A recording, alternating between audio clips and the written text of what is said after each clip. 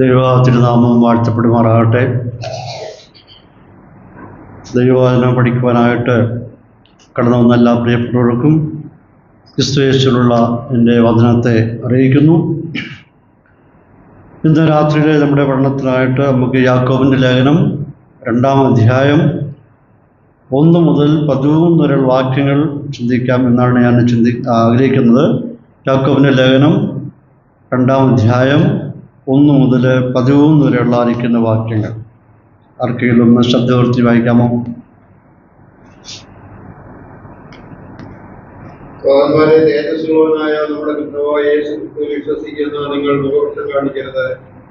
നിങ്ങളുടെ പള്ളിയിൽ മൂടിയുള്ള വസ്ത്രം ധരിച്ചും പൊന്മോതിരമിട്ടുകൊണ്ട് ഒരുവൻ മുഷിഞ്ഞ വസ്ത്രം ധരിച്ച ഒരു ദരിദ്രനുമെന്ന് നിങ്ങൾ മൂടിയുള്ള വസ്ത്രം ധരിച്ചവനെ നോക്കി താങ്കൾ ഈ ബഹുമാനപ്പെടുത്തിയിരുന്നാലുമെന്നും ദരിദ്രനോട് നീ അവിടെ നിൽക്കുക, അല്ലെങ്കിൽ എന്റെ പാദപീഠത്തിൽ ഇരിക്കുക എന്നും പറയുന്നു. അതിനാൽ നിങ്ങൾ നിങ്ങളിൽ തന്നെ മുഖപക്ഷമുള്ളവരും ന്യായരഹിതനുമായി വധിക്കുന്നവരല്ലയോ? പ്രിയ സഹോദരന്മാരെ, കേൾക്കുകയും ദൈവം ലോകത്തിൽ ദരിദ്രരായ വിശ്വാസത്തിൽ സമ്പന്നരും തന്നെ സ്നേഹിക്കുന്നവർക്ക് വാഗ്ദത്തം ചെയ്ത രാജ്യത്തിന്റെ അവകാശികളുമാകേണ്ടതിനെ തിരഞ്ഞെടുത്തില്ലയോ? നിങ്ങളോ ദരിദ്രരെ അപമാനിച്ചിരിക്കുന്നു. ധനവാന്മാരല്ലയോ നിങ്ങളെ പീഡിപ്പിക്കുന്നത്? അവരല്ലയോ നിങ്ങളെ ന്യായാസനങ്ങളിലേക്ക് വലിച്ചഴിച്ചു കൊണ്ടുപോകുന്നത്? നിങ്ങളുടെ മേൽ വിളിച്ചിരിക്കുന്ന നല്ല നാമത്തെ അവരല്ലയോ ദുഷിക്കുന്നത്? എന്നാൽ അയൽക്കാരനെ നിന്നെ പോലെ തന്നെ സ്നേഹിക്കണം എന്ന ദിവിടുന്നതോടും രാജകീയ ന്യായപ്രമാണം നിങ്ങൾ അനുഷ്ഠിക്കുന്നുവെങ്കിൽ നിന്ന് ദോഷം കാണിക്കുന്നുവെങ്കിൽ നിങ്ങൾ പാപം ചെയ്യുന്നു. നിങ്ങൾ എങ്ങനെക്കാരെന്ന് ന്യായപ്രമാണത്താൽ തെളിയുന്നു. ഒരുവൻ ന്യായപ്രമാണം മുഴുവൻ അനുസരിച്ച് നടന്നിട്ട് ഒന്നിൽ തെറ്റിയാൽ അവൻ സകലത്തിലും കുറ്റക്കാരനായി തീരുന്നു. വ്യഭിചാരം ചെയ്യരുതെന്ന് കൽപ്പിച്ച ദൈവം കൊലപാതകം ചെയ്യരുത് എന്നും കൽപ്പിച്ചിരിക്കുന്നു. ഈ വ്യഭിചാരം ചെയ്യുന്നില്ലെങ്കിലും കൊലപാതകം ചെയ്യുന്നുവെങ്കിൽ ന്യായപ്രമാണം ലംഘിക്കുന്നവനായി തീരുന്നു. സ്വാതന്ത്ര്യത്തിന്റെ ന്യായപ്രമാണത്താൽ വിധിക്കപ്പെടുവാനുള്ളവരെ പോലെ സംസാരിക്കുകയും പ്രവർത്തിക്കുകയും ചെയ്യുകയും കരുണ കാണിക്കാത്തവന് കരുണയില്ലാത്ത ന്യായവിധി ഉണ്ടാകും. കരുണ കാണിക്കുന്നവനോ ന്യായവിധിയിൽ സന്തോഷിക്കും. എന്റെ 13 കർത്താവിന് മഹത്വം. നമ്മുടെ ബൈബിൾ ക്ലാസ്സിൻ്റെ ഒരു പ്രത്യേകത എന്ന് പറയുന്നത് നമ്മൾ ഓരോ വാക്യങ്ങളും എടുത്ത് വിശകലനം ചെയ്തുള്ള ഒരു പഠനമാണ്. അങ്ങനെ പഠിക്കുമ്പോൾ സമയം ധാരാളം വേണ്ടി വരും. ആ രീതിയിൽ പഠിച്ചെങ്കിൽ മാത്രമേ ആ ഭാഗത്ത് പറഞ്ഞിരിക്കുന്ന വിഷയം എന്താണ് എന്ന് നമുക്ക് വ്യക്തമായി മനസ്സിലാക്കുവാൻ സാധിക്കുകയുള്ളൂ. വേഗത്തിൽ ഓടിച്ചു പോയാൽ നമുക്ക് ആ ഭാഗം എന്താണെന്ന് ഒരിക്കലും മനസ്സിലാവുകയില്ല. അതുകൊണ്ട് ബൈബിൾ പഠിക്കുമ്പോൾ, തിരുവെഴുത്ത് പഠിക്കുമ്പോൾ ആ ഭാഗത്തൊരു വിഷയമുണ്ട്. ആ വിഷയം മനസ്സിലാക്കണമെന്നുണ്ടെങ്കിൽ ആ ഭാഗത്ത് പറഞ്ഞിരിക്കുന്ന ഓരോ വാക്യങ്ങൾ വിശദമായിട്ട് അനലൈസ് ചെയ്ത് പഠിച്ചെങ്കിൽ മാത്രമേ നമുക്കത് മനസ്സിലാക്കുകയുള്ളൂ. അതുകൊണ്ട് നമ്മുടെ മുമ്പിൽ ധാരാളം സമയമുള്ളതുകൊണ്ട് നമുക്ക് ആ രീതിയിൽ പഠിച്ച് ആ ഭാഗം മനസ്സിലാക്കി മുമ്പോട്ട് പോകാനായിട്ട് കർത്താവ് സഹായിക്കട്ടെ. ഇവിടെ ആദ്യ വാക്യത്തിൽ യാക്കോബ് വിശ്വാസികളെ സംബോധന ചെയ്യുന്നത് സഹോദരന്മാരെ എന്ന് പറഞ്ഞുകൊണ്ടാണ്. ഏകദേശം 15-ലധികം പ്രാവശ്യം സഹോദരന്മാരെ എന്ന് യാക്കോബിവിടെ സംബോധന ചെയ്യുകയാണ്. അതിൻ്റെ അർത്ഥം വിശ്വാസികളായവർക്ക് വേണ്ടിയാണ് യാക്കോബ് എഴുതുന്നത് എന്നാണ് അതിൻ്റെ അർത്ഥം. സഹോദരന്മാരെ എന്ന് വിളിക്കുമ്പോൾ തൻ്റെ ഉള്ളിൽ അടങ്ങിയിരിക്കുന്ന സ്നേഹമാണ് പ്രകടമായി വരുന്നത്. ക്രിസ്തുവിൽ ഇവർ എൻ്റെ കൂട്ടു സഹോദരങ്ങളാണ്. ഇവരെല്ലാവരും വിവിധ അവസ്ഥകളിലും വിവിധ സാഹചര്യങ്ങളിലും വിവിധ പശ്ചാത്തലത്തിലുള്ളവരാണെങ്കിൽ തന്നെയും എല്ലാവരും ഒരേ ശരീരത്തിൻ്റെ അംഗങ്ങൾ എന്ന് പാലിക്കുന്ന ചിന്തയിൽ സഹോദരന്മാരെ എന്ന് യാക്കോബ് അവരോട് പറയുകയാണ്. എന്നിട്ട് അടുത്ത ഭാഗത്ത് പറയുകയാണ്, നമ്മുടെ കർത്താവായ യേശു ക്രിസ്തു അവൻ തേജോമയനാണ്. ആ വാക്ക് ശ്രദ്ധിക്കേണ്ട ഒരു വാക്കാണ്. കർത്താവ് തേജോമയനാണ്. പഴയ നിയമത്തിൽ നാം പലയിടങ്ങളിൽ കാണുന്നുണ്ട് ഷെക്കൈന, അവൻ്റെ മഹത്വം, അവൻ്റെ തേജസ് എന്നൊക്കെ കാണുന്നുണ്ട്. പുറപ്പാട് പുസ്തകം 40-ാം അധ്യായത്തിൻ്റെ 34 കാണുന്നുണ്ട്. മേഘം സമാഗമന കൂടാരത്തെ മൂടി യഹോവയുടെ തേജസ് തിരുനിവാസത്തെ നിറച്ചു. അപ്പോൾ തിരുനിവാസം മുഴുവനുമായ ദൈവത്തിൻ്റെ തേജസ്സിനാൽ നിറയപ്പെട്ടിരുന്നു എന്ന് കാണുന്നുണ്ട്. 1 രാജാക്കന്മാർ 8:11 വായിക്കുന്നുണ്ട്, തേജസ് ആലയത്തിൽ നിറഞ്ഞു നിന്നത് മൂലം പുരോഹിതന്മാർക്ക് ശുശ്രൂഷ ചെയ്യുവാനായിട്ട് കഴിഞ്ഞില്ല എന്ന് വായിക്കുന്നുണ്ട്. ഇത് ദൈവത്തിൻ്റെ ഒരു പ്രത്യേകതയാണ്. അവൻ തേജോമയനാണ്. ഇവിടെ യാക്കോബ് പറയുന്നത്, നമ്മൾ കർത്താവായിരിക്കുന്ന യേശുക്രിസ്തു അവൻ തേജോമയനാണ് എന്ന് പറയുമ്പോൾ 2 കാര്യങ്ങൾ ശ്വാസം ഓർത്തിരിക്കണമെന്ന് ഓപ്പണിംഗ് വാക്യം 1-ാമത്തെ വാക്യം തന്നെ ഓർപ്പിക്കുകയാണ്. ഒന്ന്, നിങ്ങളെല്ലാവരും ക്രിസ്തുവിൽ കൂട്ടു സഹോദരങ്ങളാണ്, എല്ലാവരും ഒരേ ശരീരത്തിൻ്റെ അംഗങ്ങളാണ് എന്നുള്ള വസ്തുത ഓർത്തിരിക്കുക. രണ്ടാമതായിട്ട് യാക്കോബ് പറയുന്നത്, ക്രിസ്തു യേശു ക്രിസ്തു അവൻ തേജോമയനാണ്, അവൻ നിങ്ങളുടെ ഇടയിൽ ഒരു നിറ സാന്നിധ്യമാണ് എന്ന് യാക്കോബ് വിശ്വാസത്തിൽ ഓർപ്പിക്കുകയാണ്. അങ്ങനെ ക്രിസ്തു തേജോമയനായിരിക്കുന്നത് കൊണ്ടും നിങ്ങൾ ഒരേ ശരീരത്തിൻ്റെ അംഗങ്ങളായിരിക്കുന്നത് കൊണ്ടും ദൈവമക്കളായിരിക്കുന്നത് കൊണ്ടും ക്രിസ്തുവിൽ വിശ്വസിക്കുന്ന നിങ്ങളുടെ ഇടയിൽ ഒരു കാരണവശാലും മുഖപക്ഷം ഉണ്ടാകുവാൻ പാടില്ല എന്ന് വളരെ വ്യക്തമായിട്ട് യാക്കോബ് വിശ്വാസത്തിൽ ഓർപ്പിക്കുകയാണ്. ഒരു കാരണവശാലും സഭാന്തരീക്ഷത്തിൽ നിങ്ങൾ മുഖപക്ഷം കാണിക്കരുത്, അഥവാ പക്ഷപാതപരമായിട്ട് ആരോടും പെരുമാറരുത് എന്നിവിടെ വ്യക്തമായിട്ട് ഓർപ്പിക്കുകയാണ്. അതിന് ന്യായപ്രമാണത്തിൽ നിന്ന് പല കാര്യങ്ങൾ യാക്കോബ് പറയുന്നുണ്ട്. ന്യായപ്രമാണം എന്താണ് പഠിപ്പിക്കുന്നത്? ലേവ്യാപുസ്തകം 19:15 വാക്യത്തിൽ വായിക്കുന്നുണ്ട്, എളിയവൻ്റെ മുഖം നോക്കാതെയും വലിയവൻ്റെ മുഖം ആദരിക്കാതെയും നിന്റെ കൂട്ടുകാരന് നീതിയോടെ ന്യായം വിധിക്കണമെന്ന് പഴയമത്തിൽ വായിക്കുകയാണ്. വ്യക്തമായിട്ട് ദൈവത്തിൻ്റെ ആത്മാവ് പ്രമാണത്തെ പറഞ്ഞിരിക്കുകയാണ്. സാദൃശ്യവാക്യത്തിലേക്ക് കടന്നു വരുമ്പോൾ 24:23-ലും 28:21-ലും വായിക്കുന്നുണ്ട്, നിങ്ങൾ ഒരു കാരണവശാലും മുഖദാക്ഷിണ്യം കാണിക്കാൻ പാടില്ല, മുഖപക്ഷം നന്നല്ല എന്ന് അവിടെയും പറയുകയാണ്. ഇനി പുതിയമത്തിൻ്റെ ചില ഭാഗങ്ങളിലേക്ക് കടന്നു വരുമ്പോൾ റോമാലേഖനം 12:11 വായിക്കുന്ന പ്രകാരമാണ്, ദൈവത്തിൻ്റെ പക്കൽ എന്തില്ല? മുഖപക്ഷം ഇല്ലല്ലോ എന്ന് വായിക്കുന്നു. ഇയ്യോബിൻ്റെ പുസ്തകം 34:19 വായിക്കുന്നുണ്ട്, അവൻ പ്രഭുക്കന്മാരുടെ പക്ഷം എടുക്കുന്നില്ല, ദരിദ്രനേക്കാൾ ധനവാനെ ആദരിക്കുന്നതും ഇല്ല എന്നും കാണുന്നുണ്ട്.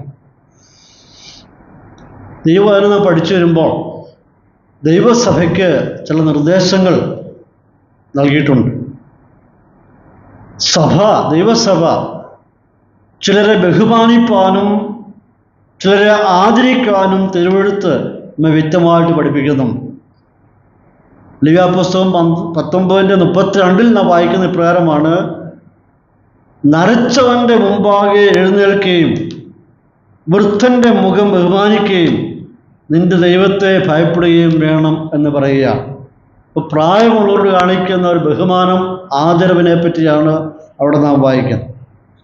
അപ്പോൾ തന്നെ പുതിയമത്തിൽ ചില ഭാഗം കടന്നിരുമ്പോൾ 1 തെസ്സലോനിക്കർ 5:12-13 വാക്യങ്ങൾ നാം കാണുന്ന ഇപ്രകാരമാണ്, സഹോദരന്മാരെ, നിങ്ങളുടെ ഇടയിൽ അധ്വാനിക്കുകയും കർത്താവിൽ നിങ്ങളെ ഭരിക്കുകയും പ്രബോധിപ്പിക്കുകയും ചെയ്യുന്നവരെ അറിഞ്ഞ് അവരുടെ വേല നിമിത്തം ഏറ്റവും സ്നേഹത്തോടെ വിചാരിക്കണം. അപ്പോൾ അവരെ എങ്ങനെയാണ് കാണേണ്ടത്? അവരുടെ വേല നിമിത്തം അവരെ ബഹുമാനത്തോടെ കാണും. ലോകപ്രകാരം അവർക്ക് മറ്റുള്ളവരെ പോലെ നല്ല ജോലിയൊക്കെ സമ്പാദിക്കാമായിരുന്നു, ടെസ്റ്റ് എഴുതിയായിരുന്നെങ്കിൽ പാസ്സാകാമായിരുന്നു, നല്ല ഗവൺമെൻറ് ജോലികളൊക്കെ പ്രവേശിക്കാമായിരുന്നു, ദേശങ്ങളിലൊക്കെ പോയി യാത്ര ചെയ്ത് ജോലി ചെയ്യാമായിരുന്നു. എന്നാൽ അവർ അത് വേണ്ട എന്ന് വെച്ചിട്ട് കർത്താവിൻ്റെ ദാസനായി കർത്താവിൻ്റെ വേല ചെയ്യുമ്പോൾ അവർ ചെയ്യുന്ന വേല നിമിത്തം വ്യക്തിയെ നോക്കിയല്ല, അവർ ചെയ്യുന്ന ആരുടെ വേലയാണ് ചെയ്യുന്നത് അറിഞ്ഞുകൊണ്ട് അവരെ എങ്ങനെ ചെയ്യണം? സ്നേഹത്തോടെ വിചാരിക്കണം. അപ്പോൾ കർത്താവിൻ്റെ ദാസന്മാരെ മാനിക്കേണ്ട വിധം എങ്ങനെയാണ് എന്ന് ഇവിടെ പൗലോസ് പറയുകയാണ്. വീണ്ടും 1 തീമോഥെയോസ് 5:17 കാണുന്നത്, നന്നായി ഭരിക്കുന്ന ഉപ്പന്മാരെ പ്രത്യേകം വചനത്തിലും ഉപദേശത്തിലും അധ്വാനിക്കുന്നവരെ തന്നെ ഇരട്ടി മരണത്തിന് യോഗ്യരായി എണ്ണണം. അപ്പോൾ ദൈവവചനം നമ്മളുടെ ഇടയിൽ പഠിപ്പിക്കുകയും പ്രസംഗിക്കുകയും ദൈവവചനത്തിൽ നമ്മെ നടത്തുകയും നമ്മെ ദൈവവചനത്തിൽ ഉറപ്പിക്കുകയും ചെയ്യുന്ന സമർപ്പണമുള്ള കാഴ്ചപ്പാടുള്ള ദൈവദാസന്മാരെ നാം ആദരിക്കേണ്ടത് ആവശ്യമാണ് എന്ന് തിരുവെഴുത്ത് പഠിപ്പിക്കുക. അങ്ങനെ വിവിധ തലങ്ങളിലുള്ളവരെ ആദരിക്കണം. പ്രായമുള്ളവരെയും ശുശ്രൂഷകന്മാരെയും അല്ലാത്തവരെയും ഒക്കെ ആദരിക്കുകയും ബഹുമാനിക്കുകയും ചെയ്യേണ്ടത് ഒരു സഭയുടെ കടമയാണ്, ദൈവജനത്തിൻ്റെ ഉത്തരവാദിത്വമാണ് എന്നുള്ളത് ഇവിടെ യാക്കോബ് ഓർപ്പിക്കുക. ഇപ്പം ഇവിടെ പറയുമ്പോൾ മുഖപക്ഷം അഥവാ പക്ഷപാതം കാണിക്കുവാൻ പാടില്ല. ദൈവജനത്തിൻ്റെ ഇടയിൽ ഒരിക്കലും അങ്ങനെയുള്ള ചിന്താഗതി ഉണ്ടാകാനായിട്ട് പാടില്ല എന്ന് യാക്കോബ് ഇവിടെ ഓർപ്പിക്കുക. എന്ന് പറയുമ്പോൾ അതിൻ്റെ അർത്ഥം മുഖമുയർത്തുക, അവനെ മുഖമുയർത്തി കാണുക. ഒരു ബാഹ്യമായ നോട്ടത്തിൽ ആ വ്യക്തിയോട് പ്രത്യേകമായിട്ടുള്ളൊരു മമതയും ഒരു പ്രത്യേക ബഹുമാനവും ഒരു പ്രത്യേക പരിഗണനയും കാണിക്കുക. ഒരു വ്യക്തിയെ ആഴമായിട്ടൊന്ന് മനസ്സിലാക്കാതെ അവനെ ന്യായം വിധിക്കുക. പ്രിയപ്പെട്ടവരെ, ബാഹ്യമായ നോട്ടത്തിൽ അവൻ എങ്ങനെയുള്ളവരാണ് നമുക്ക് തിരിച്ചറിയത്തില്ല. വലിയ സമ്പന്നന്മാരും വിദ്യാഭ്യാസമുള്ളവരും ഉന്നത നിലകളിൽ താമസിക്കുന്നവരൊക്കെ ബാഹ്യമായി പ്രത്യക്ഷമായി നാം നോക്കുമ്പോൾ ആ നില നമുക്ക് മനസ്സിലാക്കിയെന്ന് വരികയില്ല. എന്നാൽ ബാഹ്യമായ കാഴ്ചപ്പാടിലല്ല നാം അവരെ വിലയിരുത്തേണ്ടത്. ഒരു വളരെ പ്രാചീനമായിട്ടുള്ള ഒരു രീതിയാണ് മുഖപക്ഷം കാണിക്കുക എന്ന് പറയുന്നത്. പക്ഷപാതപരമായി പെരുമാറുക എന്നുള്ളത് വളരെ പഴക്കം ചെന്നായിരിക്കുന്ന മനുഷ്യൻ്റെ ഒരു സ്വഭാവ രീതിയാണ്.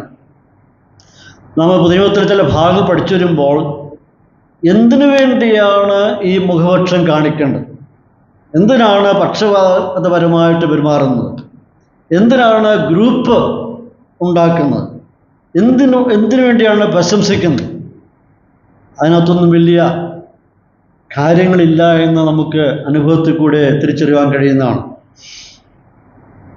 ഒരു വിശ്വാസ സമൂഹം സഭാന്തരീക്ഷത്തിൽ ആയിരിക്കുമ്പോൾ, സഭയിൽ കടന്നു വരുമ്പോൾ,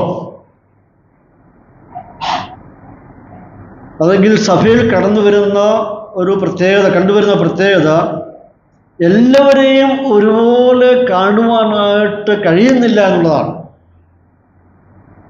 വിശ്വാസികളെല്ലാവരെയും ഒരേ രീതിയിൽ കാണുക എന്നുള്ളതാണ് നമ്മുടെ കർത്താവ് തിരുവെഴുത്തമ്മയെ പഠിപ്പിക്കുന്നത്. എന്നാൽ ദുഃഖകരമായ അനുഭവം പറയുന്നത് എല്ലാവരെയും ഒരേ രീതിയിലായിട്ട് കാണുവാനായിട്ട് കഴിയുന്നില്ല എന്നുള്ളതാണ്. ഇവിടെ യാക്കോബ് ഭയപ്പെടുന്നത് ഒരു പക്ഷെങ്കിലൊരു വിഭാഗീയത, ഒരു കുലീന മനോഭാവം കടന്നു വന്ന് സഭയിലുള്ളായിരിക്കുന്ന ഐക്യവും സ്നേഹവും സഭാന്തരീക്ഷം നശിപ്പിക്കുവാൻ ഇടയായിത്തീരുമോ, സഭയുടെ പവിത്രത നഷ്ടപ്പെട്ടു പോകുമോ എന്നൊക്കെ ഭയന്നാണ് യാക്കോബ് ഈ കാര്യങ്ങൾ എഴുതുന്നത്. ആ ഒരു ഭയം തന്നെ ഇങ്ങനെ ഭരിക്കുന്നുണ്ട്. ഒരു പക്ഷപാതപരമായിട്ടുള്ള മുഖപക്ഷം കാണിക്കുന്ന അനുഭവങ്ങൾ സഭയിൽ വരുന്നുവെങ്കിൽ അത് സഭയുടെ പവിത്രതയെ നഷ്ടമാക്കി കളയുന്ന പേടിയാണ് അദ്ദേഹത്തെ ഭരിക്കുന്നത്. അതുകൊണ്ട് ഈ ആരംഭവാക്യത്തിൽ യാക്കോബ് 2 പേർ സഭയിൽ കടന്നു വന്നതിന് ഉദാഹരണമായിട്ട് ചൂണ്ടിക്കാണിക്കുകയാണ്. വന്നു എന്നല്ല വായിക്കുന്നത്, വന്നാൽ എന്നാണ്. അങ്ങനെയല്ല വായിക്കുന്നത്. നിങ്ങളുടെ സഭയിൽ വന്നാൽ, വന്നു എന്നല്ല, വന്നാൽ. ഈഫ് അല്ലെങ്കിൽ സപ്പോസ്, ഇതുവരെയും ഇങ്ങനെ അനുഭവം സഭയിൽ ഇതുവരെ ഉണ്ടായിട്ടില്ല, നാളെ അങ്ങനെ വന്നാൽ എന്ന് യാക്കോബ് ഒരു സാങ്കല്പികമായിട്ട് ഇവിടെ പറയുകയാണ്. അതിന് 2 ഗ്രൂപ്പിനെ എടുത്താണ് യാക്കോബ് ഇവിടെ പറയുന്നത്. നിങ്ങളുടെ പള്ളി എന്ന് പറയുമ്പോൾ ആ പള്ളി എന്ന് ഉദ്ദേശിക്കുന്നത് സിനഗോഗാണ്, ചർച്ചല്ല. അന്ന് സഭകളൊന്നും ആയിട്ടില്ല, സിനഗോഗുകളുണ്ട്. യഹൂദന്മാർ വിവിധ രാജ്യങ്ങളിൽ കുടിയേറി പാർത്തപ്പോൾ പലയിടങ്ങളായിട്ട് അവർ സിനഗോഗുകൾ പണിതിരുന്നു. സിനഗോഗുകളിൽ ശനിയാഴ്ച ദിവസങ്ങളിലാണ് യഹൂദന്മാർ കൂടി വന്ന് പ്രാർത്ഥിക്കുകയും ദൈവവചനം പാരായണം നടത്തുകയും പ്രസംഗിക്കുകയും ചെയ്യുന്നു. ഞായറാഴ്ച അവർക്ക് ശുശ്രൂഷ ഒന്നും സിനഗോഗിൽ ഉണ്ടാകുകയില്ല. അങ്ങനെ ഞായറാഴ്ചകളിൽ സഭാ വിശ്വാസികൾ ഈ സിനഗോഗ് എടുത്തിട്ട് അവിടെയാണ് വിശ്വാസികൾ പ്രാർത്ഥനയ്ക്കായിട്ട് കൂടി വന്നിരുന്നത് എന്ന് കാണുവാൻ കഴിയും. ആ സ്ഥലങ്ങളിലൊക്കെ അപ്പോസ്തലനായ പൗലോസ് യൂറോപ്പിലൊക്കെ ശുശ്രൂഷയ്ക്ക് ചെന്നപ്പോൾ സിനഗോഗുകളിലാണ് പൗലോസ് എന്ന് അവരോട് സംവാദിച്ചതെന്ന് കാണുവാൻ കഴിയുന്നുണ്ട്. ഇപ്പോൾ സിനഗോഗുകളിൽ ആരാധനയ്ക്കായിട്ട് ഇവർ കൂടി വന്നിരുന്ന ചരിത്രവും നമുക്ക് കാണുവാൻ കഴിയുന്നുണ്ട്. ചരിത്രത്തിൽ അങ്ങനെ പറയുന്നുണ്ട്. ഒന്നാമത്തെ ഗ്രൂപ്പ്, 2 ഗ്രൂപ്പുണ്ട്. ഒന്നാമത്തെ ഗ്രൂപ്പ് എന്ന് പറയുന്നത് അവിടെ പറയുന്നത്, നിങ്ങളുടെ മോടിയുള്ള വസ്ത്രവും പൊന്മോതിരവും ധരിച്ച് ആരെങ്കിലും വന്നാൽ, അപ്പോൾ ആ മനുഷ്യൻ്റെ വസ്ത്രവും ശ്രദ്ധിക്കണം. എങ്ങനെയുള്ള വസ്ത്രമാണ്? മോടിയുള്ള വസ്ത്രം, കണ്ണഞ്ചിപ്പിക്കുന്നതായിരിക്കുന്ന വസ്ത്രം, വിലയേറിയ വസ്ത്രം. അന്നത്തെ നിലവാരത്തിൽ ഏറ്റവും വിലപിടിപ്പുള്ള വസ്ത്രം ധരിച്ചുകൊണ്ട് പൊന്മോതിരവും ധരിച്ചുകൊണ്ട് ഒരു മനുഷ്യൻ ഈ ആരാധനാ ഹാളിലോട്ട് കടന്നു വരികയാണ്. ഇങ്ങനെയുള്ള വ്യക്തിയെപ്പറ്റിയാണ് നമുക്ക് ലൂക്കോസിൻ്റെ സുവിശേഷം 16-ാം അധ്യായത്തിൽ വായിക്കുന്നത്. അവിടെ വായിക്കുന്നത് ധനവാനെ പറ്റിയും വായിക്കുന്നുണ്ട്, ലാസറിനെ പറ്റിയും വായിക്കുന്നുണ്ട്. വളരെ ആഡംബരത്തോടുകൂടി ജീവിച്ചെന്നായിരിക്കുന്ന മനുഷ്യൻ. അതുപോലെയുള്ള ഒരു മനുഷ്യൻ ഇതാ പെട്ടെന്ന് ഈ പള്ളിയിലോട്ട് കടന്നു വരികയാണ്. അവിടെ പൊന്മോതിരം എന്ന് ഉദ്ദേശിക്കുന്നത്, ആ കാലത്തുള്ള ആൾക്കാർ, സമ്പന്നന്മാരായിരിക്കുന്ന ആൾക്കാർ 10 വിരലിലും മോതിരം, പൊന്മോതിരം അണിഞ്ഞുകൊണ്ടാണ് വരുന്നത്. ഞാൻ ധനവാനാണ് എന്ന് മറ്റുള്ളവരെ കാണിക്കാൻ വേണ്ടി, അവൻ്റെ ഉയർന്ന അവസ്ഥ മറ്റുള്ളവരെ കാണുവാനായിട്ട്, പ്രദർശനത്തിനായിട്ട് ഈ 10 വിരലിലും സ്വർണ്ണ മോതിരം അണിഞ്ഞുകൊണ്ട് വരികയാണ്. അത് സമ്പന്നതയുടെ തെളിവായിട്ട് അവർ കാണിക്കാറുണ്ട്. ചില മാസങ്ങൾക്ക് മുമ്പ് ഞാനും ഡേസിയും ഒറ്റക്കൊട്ടയിലായിരിക്കുന്ന ഈ ഗ്യാസ് ഏജൻസിൽ ചെന്നപ്പോൾ ഒരു ചെറുപ്പക്കാരൻ അവിടെ വന്നു. മുണ്ടൊക്കെ ഇട്ട്, ജിബ്ബൊക്കെ ധരിച്ച്, മുടിയൊക്കെ നീട്ടി വളർത്തി, നല്ല ഒരു സുന്ദരനായിരിക്കും ചെറുപ്പക്കാരൻ. അവൻ്റെ കൈ 10 വിരലിലും മോതിരമാണ്, സ്വർണ്ണ മോതിരമാണ്. കൈ ഇങ്ങനെ ഉയർത്തിയാണ് സംസാരിക്കുന്നത്. അപ്പോൾ അവിടെ നിൽക്കുന്നവരെല്ലാം നോക്കി ചിരിക്കുക. ധാരാളം ആൾക്കാർ അവിടെ ഉണ്ട്, എല്ലാവരും നോക്കി ചിരിക്കുക. അപ്പോൾ അവിടെ ഇരിക്കുന്ന സ്റ്റാഫ് പറഞ്ഞു, സ്ഥിരമായിട്ട് വരുന്ന ഒരാളാണ്, വലിയ സമ്പന്നനാണ്, പക്ഷെ പുള്ളിക്ക് ഇത് കാണിക്കണം. ഇതേമാതിരിയാണ് യാക്കോബ് പറയുന്നത്, നിങ്ങളുടെ സഭയിൽ വിലയേറിയ വസ്ത്രവും പൊന്മോതിരങ്ങളും അണിഞ്ഞു വരുന്ന ഒരു മനുഷ്യൻ. മനുഷ്യന് 2 തരത്തിലുള്ള ആൾക്കാരെ കാണാൻ പറ്റുന്നുണ്ട്. ഒന്ന്, എന്നെ മറ്റുള്ളവരെല്ലാവരും കാണണമെന്നുള്ള ആഗ്രഹക്കാരൻ. രണ്ടാമത്തെ കൂട്ടർ, എന്നെ ആരും അറിയരുത് എന്നുള്ളായിരിക്കുന്ന ഒരു കൂട്ടർ. പൊതുവെ കേരളക്കാർ, മലയാളികൾ ഒന്നുമില്ലെങ്കിലും മറ്റുള്ളവരെ എല്ലാം കാണിക്കാനായിട്ട്, പ്രദർശിപ്പിക്കാൻ വലിയ ഇഷ്ടമുള്ളവരാണ്. അതേസമയത്ത് കേരളം കഴിഞ്ഞ് ബാക്കിയുള്ള സംസ്ഥാനങ്ങളിൽ പോയാൽ കോടീശ്വരന്മാരവിടെ ഉണ്ട്. അവരെ കണ്ടു കഴിഞ്ഞാൽ ഏറ്റവും പാവപ്പെട്ടവനായിട്ട് നമുക്ക് തോന്നിക്കാൻ കഴിയത്തു. പ്രത്യേകിച്ച് മാർവാടികളൊക്കെ വലിയ സമ്പന്നന്മാരാണ്, ഇന്ത്യയിലെ വലിയ സമ്പന്നന്മാരാണ്. പക്ഷെ അവരുടെ പൊതുവിലുള്ളായിരിക്കുന്ന പ്രത്യക്ഷപ്പെടുന്നു പറയുമ്പോൾ സാധുക്കളെ പോലെയാണ് അവർ പെരുമാറുന്നത്. പക്ഷെ അവർ സമ്പന്നന്മാരാണ്. നമുക്കൊന്നും ഇല്ലെങ്കിലും അവരെക്കാട്ടിലും വലിയ സമ്പന്നന്മാരാണ് നമ്മൾ എല്ലാവരും കാണിക്കുന്നവരാണ് പൊതുവെ കേരളത്തിലുള്ളവർ. ചിലർ സഭയിൽ പോകുന്നത്, ഒരു മനുഷ്യൻ പറഞ്ഞത്, ചിലർ സഭയിൽ പോകുന്നത് കണ്ണടച്ചിരിക്കാൻ വേണ്ടിയാണ്. എന്നുവെച്ചാൽ കണ്ണടച്ച് പ്രാർത്ഥനയിൽ മുഴുകി ധ്യാനത്തോടെ ഇരിക്കാൻ വേണ്ടിയാണ് അവർ പോകുന്നത്. ചില ആൾക്കാർ കണ്ണ് തുറന്നിരുന്ന് എല്ലാവരും നോക്കാൻ വേണ്ടിയാണ് പോകുന്നത്. ചിലരുടെ മനോഭാവങ്ങൾ ഇത്തരമാണ്. പ്രിയപ്പെട്ടവരെ, നമ്മൾ കർത്താവിനെ ആരാധിക്കാൻ വേണ്ടി ഒരു ഞായറാഴ്ച വരുമ്പോൾ എങ്ങനെയുള്ള ഉദ്ദേശശുദ്ധിയോടുകൂടിയാണ് നാം കടന്നു വരുന്നത്? അതാണ് നാം വിലയിരുത്തേണ്ടത്. ഇവിടെ ഈ ധനവാനായ മനുഷ്യൻ്റെ സിനഗോഗിലേക്കുള്ളായിരിക്കുന്ന രംഗപ്രവേശനം നിങ്ങളുടെ ഭാവനയിലൊന്ന് കാണും. വലിയേറിയ വസ്ത്രമൊക്കെ ധരിച്ച്, പക്ഷെങ്കിൽ വലിയ വലിയ നീണ്ട വസ്ത്രമായിരിക്കാം, ആഡംബരത്തോടുകൂടി 10 കൈവിരലിലും ഇങ്ങനെ സ്വർണ്ണമോതിരമൊക്കെ അണിഞ്ഞ് ഇങ്ങനെ കാണിച്ചുകൊണ്ട് വരുന്ന വരവ് നിങ്ങളുടെ ഭാവനയിലൊന്ന് കാണും. ഈവൻ ഇങ്ങോട്ട് വരുമ്പോൾ ഇവിടെയുള്ള വിശ്വാസികൾ എന്ത് ചെയ്യുന്നു? ഈ സെലിബ്രിറ്റീസിനൊക്കെ സ്വീകരിച്ചു കൊണ്ട് ആനയിച്ചിരുത്തുന്ന പോലെ വലിയ കസേരകളിലൊക്കെ അവരെ കൊണ്ടങ്ങ് ഇരുത്തുകയാണ്. ആദിമ സഭകളിൽ നമ്മുടെ കർത്താവായ യേശുക്രിസ്തുവിൻ്റെ കാലഘട്ടം മുതൽ ഇങ്ങോട്ട് പഠിച്ചു വരുമ്പോൾ സമ്പന്നന്മാരായിരിക്കും ധാരാളം പേര് വിശ്വാസികളുടെ കൂട്ടത്തിലുണ്ടായിരുന്നു. അരിമത്യ യോസഫ് അവൻ സമ്പന്നനായിരുന്നു. അവൻ്റെ കല്ലറയിലാണ് കർത്താവിനെ അടക്കം ചെയ്തത്. എത്യോപ്യൻ ഷണ്ണന് അവൻ സമ്പന്നനായിരുന്നു. കൊർന്നേലിയോസ് അവന് സമ്പന്നനായിരുന്നു. സെർഗ്യോസ് പൗലോസ് എന്ന് പറയുന്ന മനുഷ്യനുണ്ട്, അവനും സമ്പന്നനായിരുന്നു. ലുദിയ സമ്പന്നയായിരുന്നു. അക്വിലാസും പ്രിസ്കിലയും സമ്പന്നരായിരുന്നു. ക്രിസ്പോസ് സമ്പന്നനായിരുന്നു. ഇവരുടെ സമ്പത്തൊന്നും കർത്താവിനെ സേവിക്കുന്നതിലോ സ്നേഹിക്കുന്നതിലോ ഒരു തടസ്സമായിട്ട് നിന്നില്ല. പ്രിയപ്പെട്ടവരെ, സമ്പത്ത് ദൈവത്തെ അറിയുന്നതിലോ സ്നേഹിക്കുന്നതിലോ ആരാധിക്കുന്നതിലോ ഒന്നും തടസ്സമല്ല. അങ്ങനെയായിരുന്നുവെങ്കിൽ ഏറ്റവും സമ്പന്നൻ ഇയ്യോബായിരുന്നു. തത്തുല്യമായി നിൽക്കുന്ന വ്യക്തിയായിരുന്നു അബ്രഹാം.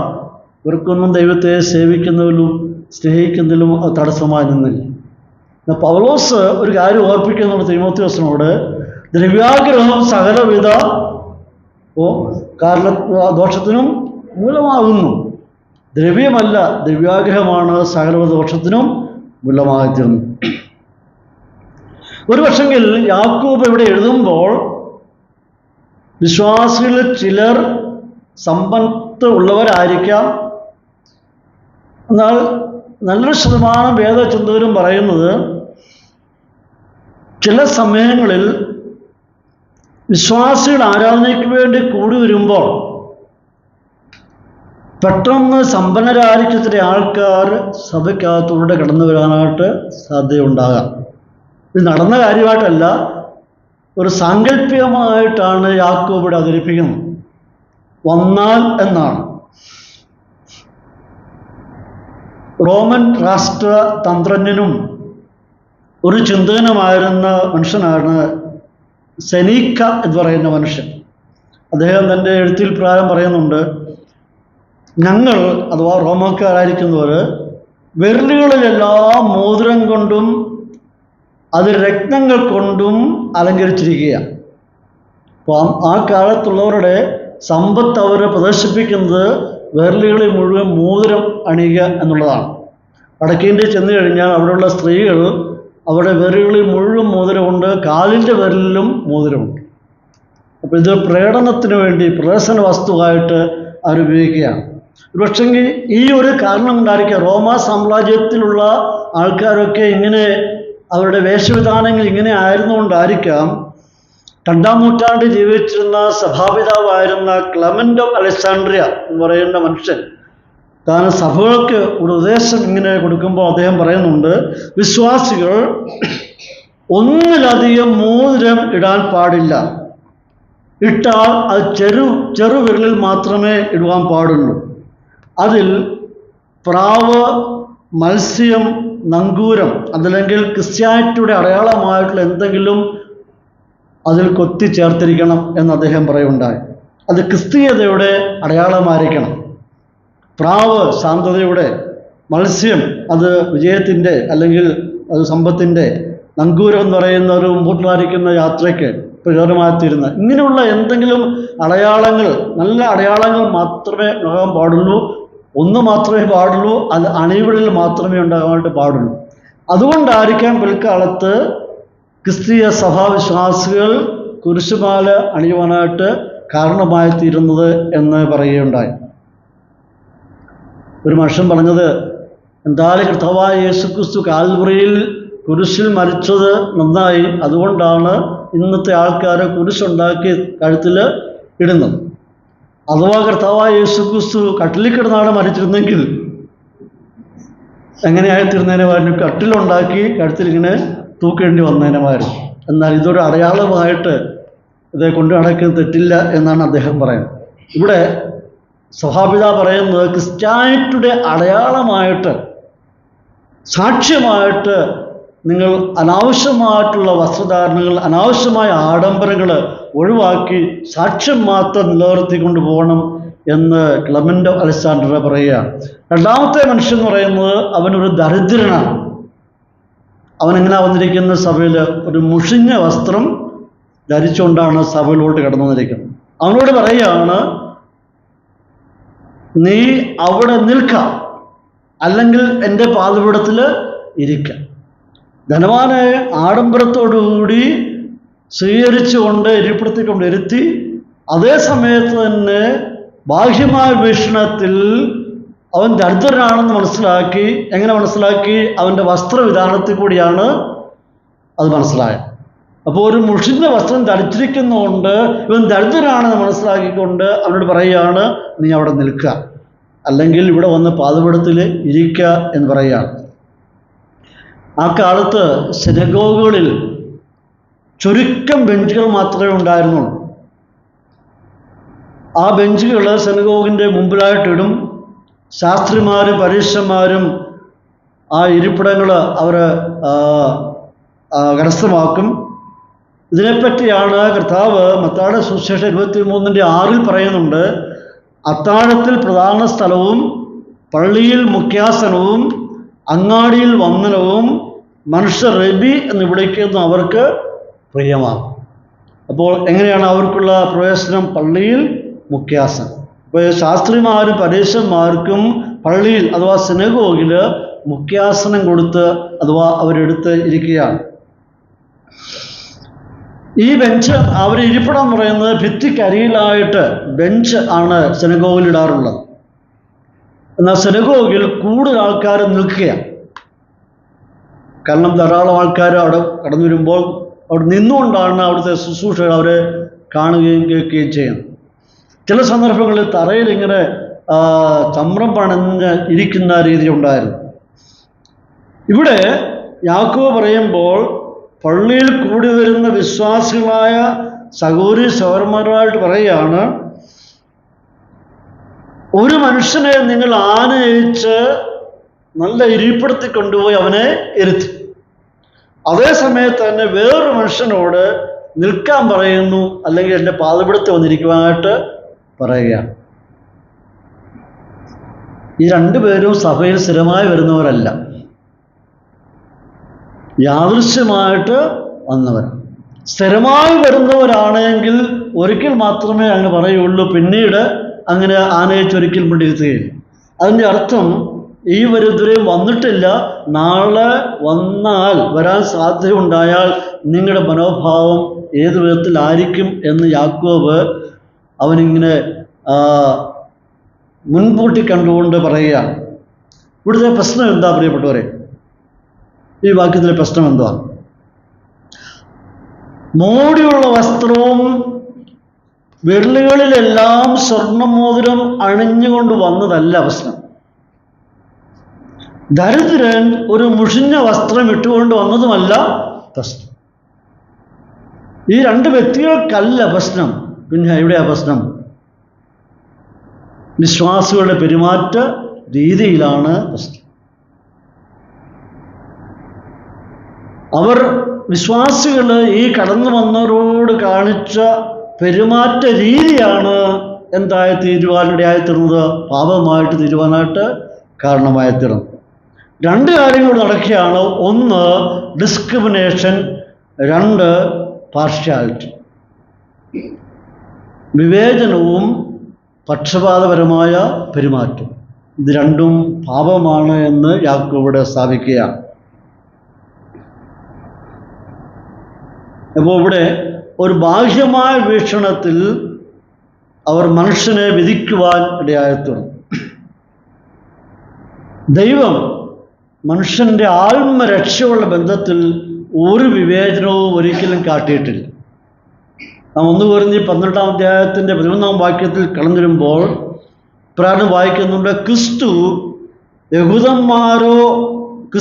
യഹൂദന്മാരോ യവനന്മാരോ ദാസന്മാരോ സ്വതന്ത്രരോ നാം എല്ലാവരും ഏക ശരീരമാകുമാറ് ഒരേ ആത്മാവിൽ സ്ഥാനമേറ്റും എല്ലാവരും ഒരേ ആത്മാവിനെ പാനം ചെയ്തും ഇരിക്കും.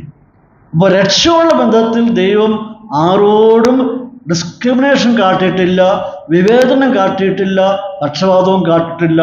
യഹൂദനൊന്നുമില്ല, യവനൊന്നുമില്ല, സ്വതന്ത്രനൊന്നുമില്ല, ദാസനൊന്നുമില്ല. എല്ലാവരും ഒരേ ആത്മാവിനെ പാനം ചെയ്തു. എന്ന് വെച്ചാൽ എല്ലാവരും പരിശുദ്ധാത്മാവിനാൽ സ്നാനമേറ്റ് സഭയുടെ അംഗങ്ങളായി തീർന്നു.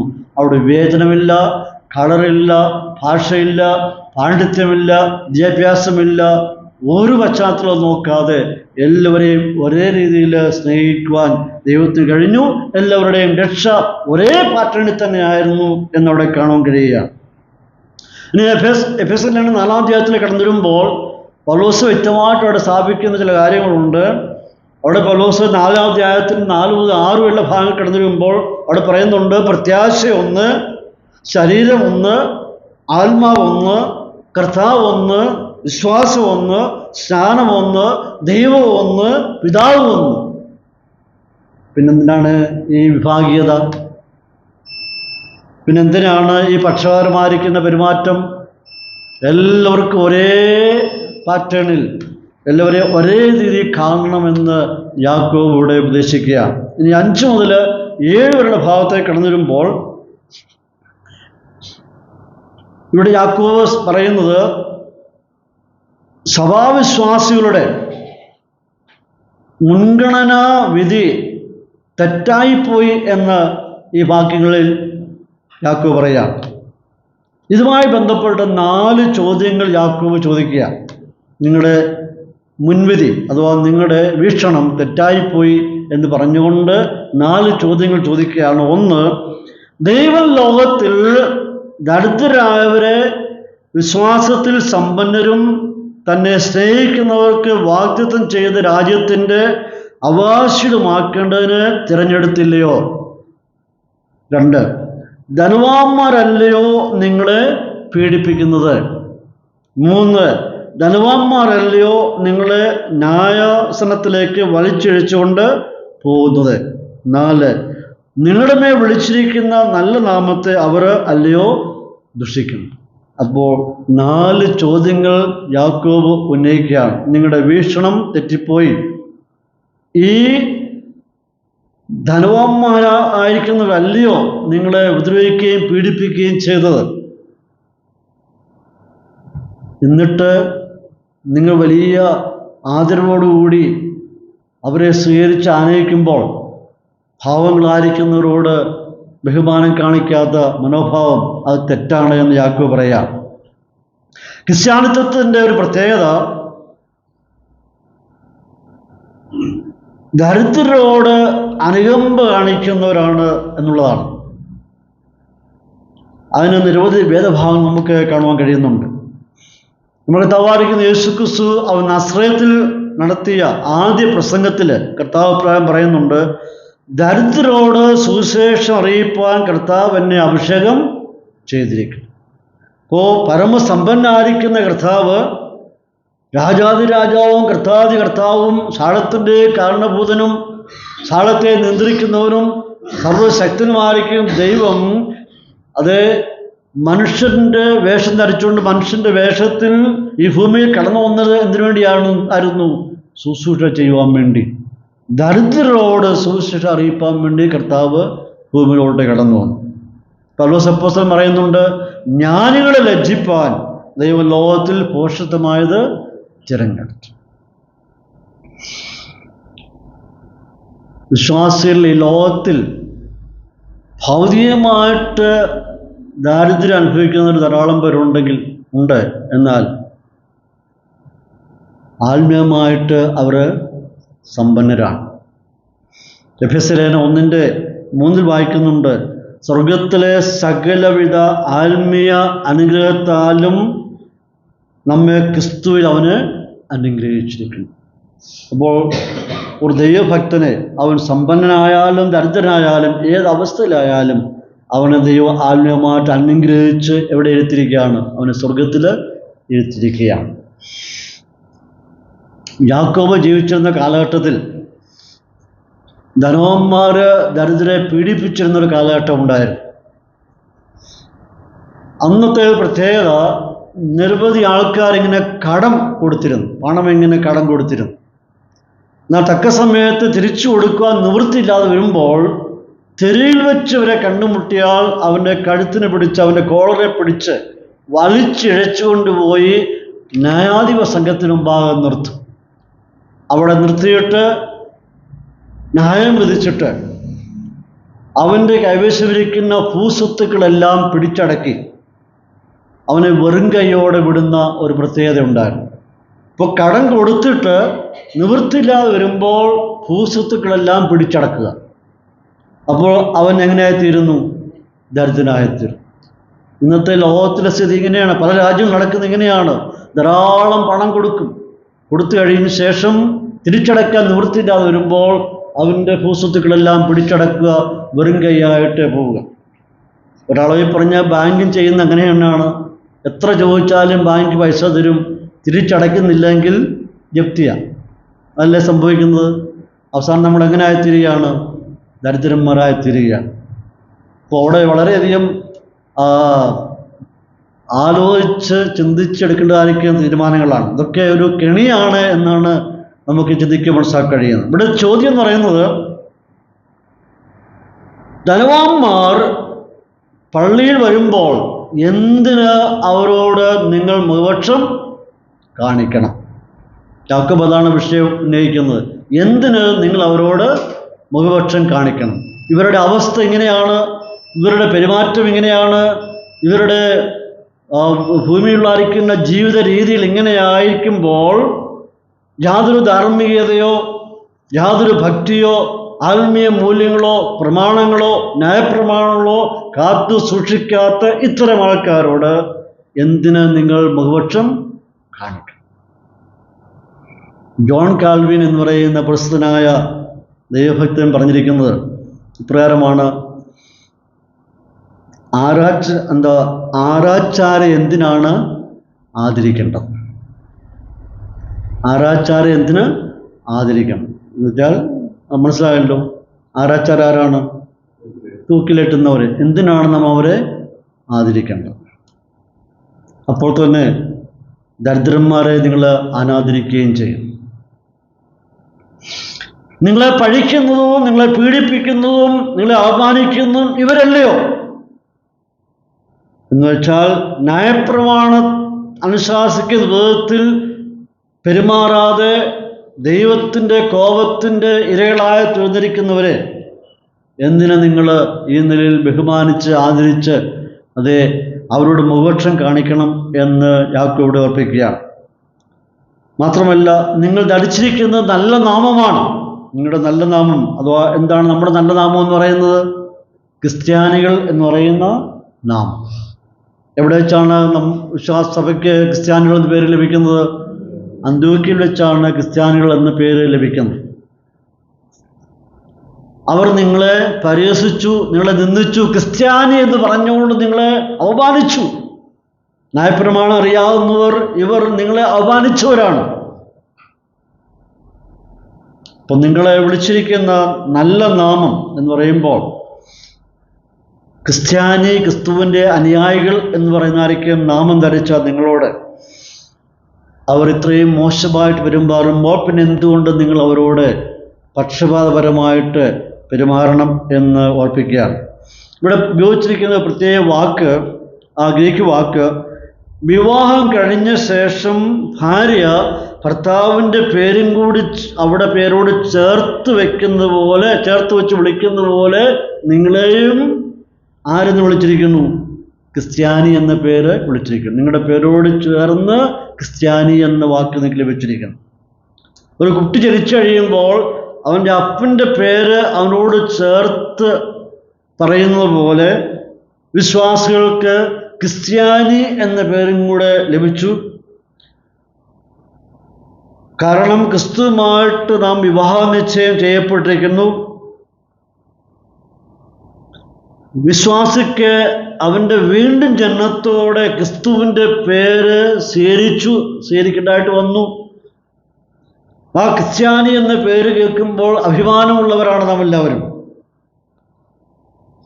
എന്നാൽ ഒരു കാലത്ത് ക്രിസ്ത്യാനി എന്ന് പറഞ്ഞുകൊണ്ട് ഇൻസൾട്ട് ചെയ്തവരായിരുന്ന ധനവാന്മാർ നിങ്ങൾ സഭയിൽ കടന്നു വരുമ്പോൾ നിങ്ങൾ അവരോട് എന്ത് ചെയ്യുന്നു? പക്ഷപാതപരമായിട്ട് പെരുമാറുന്നു. 8-9 വാക്യത്തിൽ കടന്നു വരുമ്പോൾ അവിടെ രാജകീയ ന്യായപ്രമാണത്തെ പറ്റി പറയും. രാജകീയ ന്യായപ്രമാണം എന്താണ് അവിടുത്തെ രാജകീയ ന്യായപ്രമാണം അഥവാ റോയൽ ലോ? അവിടെ പറയുന്നത് റോയൽ ലോ, രാജകീയ ന്യായപ്രമാണം. അവിടെ പറയുന്ന രാജകീയ ന്യായപ്രമാണം എന്ന് പറയുന്നത് കൂട്ടുകാരനെ നിന്നെപ്പോലെ തന്നെ സ്നേഹിക്കും. അതാണ് രാജകീയ ലോ, റോയൽ ലോ. കൂട്ടുകാരനെ നിന്നെപ്പോലെ സ്നേഹിക്കണം. അത് ലേവ്യ പുസ്തകം 19:18, ആവർത്തന പുസ്തകം 6:5, മത്തായി 22:39 ഈ ഭാഗങ്ങളിലൊക്കെ പറയുന്നുണ്ട്. അപ്പോൾ റോയൽ ലോ, രാജകീയ നിയമം എന്ന് പറയുന്നത് കൂട്ടുകാരനെ നിന്നെപ്പോലെ തന്നെ സ്നേഹിക്കുക എന്നുള്ളതാണ്. അപ്പം അങ്ങനെ യാക്കോബ് പറയുന്നത് സഭയിൽ താല്പര്യപൂർവ്വം ആകൃഷ്ടരായി വരുന്നവരെ സ്വീകരിക്കുക എന്ന് പറയുന്ന മര്യാദയാണ്. ആര് വന്നാലും സഭയിൽ നാം സ്വീകരിക്കണം.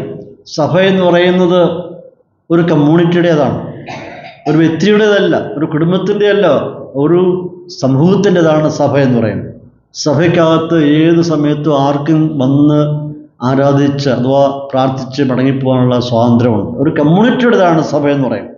അങ്ങനെ നിങ്ങൾ സ്വീകരിക്കുമ്പോൾ, അവർ കടന്നു വരുമ്പോൾ ധനവാനെ ഒരു രീതിയിലും ദരിദ്രന് വേറൊരു രീതിയിലും സ്വീകരിക്കും. അതാണ് പ്രശ്നം എന്ന് പറയുന്നത്. ഒരാൾ ധനവാനാണ്, വേറൊരാൾ ദരിദ്രനാണ്. അപ്പോൾ ആ രണ്ടുപേരുടെ രണ്ട് അവസ്ഥ ആയിരിക്കുന്നതുകൊണ്ട് പ്രത്യേക നിലയിൽ അവരെ സ്വാഗതം ചെയ്താൽ അത് മുഖപക്ഷമാണ്, അത് ന്യായപ്രമാണ ലംഘനമാണ്. ധനവാനോട് പ്രത്യേക താല്പര്യം കാണിക്കുന്നുവെങ്കിൽ അതിൻ്റെ അർത്ഥം അവൻ്റെ ധനത്തെയാണ് ഞാൻ സ്നേഹിക്കുന്നതെന്നുള്ളതാണ്. ദരിദ്രനോട് ആ നിലയിൽ കാണിക്കുന്നത് കാരണം അവൻ്റെ സമ്പത്തില്ല. ധനവാനായ മനുഷ്യനോട് ഈ രീതിയിൽ അവനെ സ്വീകരിച്ചുകൊണ്ട് ഇരുത്തുക എന്ന് പറയുമ്പോൾ നാം ആ വ്യക്തിയല്ല സ്നേഹിക്കുന്നത്, മറിച്ച് എന്തിനെയാണ്? അവൻ്റെ സമ്പത്തിനെയാണ് സ്നേഹിക്കുക. ഇപ്പോൾ റോയൽ ലോ എന്ന് പറയുന്നത് ലോ ഓഫ് കിങ്, രാജാവിൻ്റെ നിയമമാണ് ഈ റോയൽ ലോ എന്ന് പറയുന്നത്. ആ റോയൽ ലോയ്ക്കകത്ത് മുഖപക്ഷം ഇല്ല എന്നുള്ളതാണ്, പക്ഷപാതപരമായ പെരുമാറ്റം ഇല്ല എന്നുള്ളതാണ്. 10-ാം വാക്യത്തിൽ കടന്നു വരുമ്പോൾ ഒരുവൻ ന്യായപ്രമാണം മുഴുവനും അനുസരിച്ചിട്ട് നടന്നിട്ടും ഒന്നിൽ തെറ്റിയാൽ അവൻ സാളത്തിലും കുറ്റക്കാരനായി തീർന്നു. ഇപ്പോൾ ന്യായപ്രമാണം എന്ന് പറയുമ്പോൾ 10 കൽപ്പന, ആ 10 കൽപ്പന മുഴുവനായി അനുസരിക്കുന്നുണ്ട്, ഒന്നിൽ തെറ്റിയാൽ സാളത്തിലും തെറ്റിയിരിക്കുന്നത് യാക്കോബ് പറയുകയാണ്. നമുക്കറിയാം, ന്യായപ്രമാണം എന്ന് പറയുന്നത് ദൈവത്തിൻ്റെ നീതിയാണ്, അത് സ്ഥാപിച്ചത് ദൈവമാണ്. ആ ന്യായപ്രമാണത്തിന് ഒരു യുഗത്തിലും മാറ്റം ഉണ്ടാവാനായിട്ട് പാടില്ല. അത് മാറുവാനായിട്ടോ അതൊരു അമെൻമെൻ്റ് വരുത്തുവാനായിട്ടോ പാടില്ല. അത് എന്നേക്കുമായിട്ട് മനുഷ്യവർഗത്തിന് രാജാവായിരിക്കുന്ന ദൈവം തമ്പുരാൻ നൽകി കൊടുത്തായിരിക്കുന്ന ദൈവത്തിൻ്റെ ആയിരിക്കുന്ന നിയമമാണ്. ഈ നിയമം ഒരു കാലത്തും മാറുവാനായിട്ടോ തിരുത്തുവാനായിട്ടോ പാടുള്ളതല്ല. ഇവിടെ യാക്കോബ് പറയുകയാണ്, ഇതിൽ ഒന്നിൽ തെറ്റിയാൽ സാളത്തിലും കുറ്റക്കാരനായ തീർന്നു. നമ്മളതിനെ സൂക്ഷിക്കുന്നുവെങ്കിൽ, if you keep the law, അത് നമുക്ക് ക്രെഡിറ്റാണ്. എന്നാൽ നാം അത് ബ്രേക്ക് ചെയ്യുവാണെങ്കിൽ അത് നമുക്ക് ഡെബിറ്റാണ്. ന്യായപ്രമാണത്തെ അനുസരിക്കുന്നുവെങ്കിൽ അത് ക്രെഡിറ്റ് ആയിട്ടും, അത് നമ്മൾ തകർക്കുന്നെങ്കിൽ, അത് ബ്രേക്ക് ചെയ്യുവാണെങ്കിൽ അത് എന്ത് ചെയ്യുന്നു? ഡെപ്റ്റായിട്ടും തീരുകയാണ്. ഇവിടെ യാക്കോബ് പറയാൻ ഉദ്ദേശിക്കുന്നത്, നിങ്ങളെല്ലാ മേഖലയിലും നല്ലവരായിരിക്കാം, സഭയിൽ കടന്നു വരുന്നവരോട് മുഖപക്ഷം കാണിച്ചാൽ ദൈവീയ പ്രമാണത്തിന് വിരുദ്ധമായി നിങ്ങൾ പ്രവർത്തിക്കുന്നു, അത് ഫലമായിട്ട് എന്ത് ചെയ്യുന്നു? നിങ്ങൾ പാപം ചെയ്യും. ഇപ്പം ന്യായപ്രമാണം എന്ന് പറയുമ്പോൾ 10 കൽപ്പനയാണ്, അതൊരു ചങ്ങല പോലെയാണ്. ന്യായപ്രമാണം ഒരു ചങ്ങല പോലെയാണ്.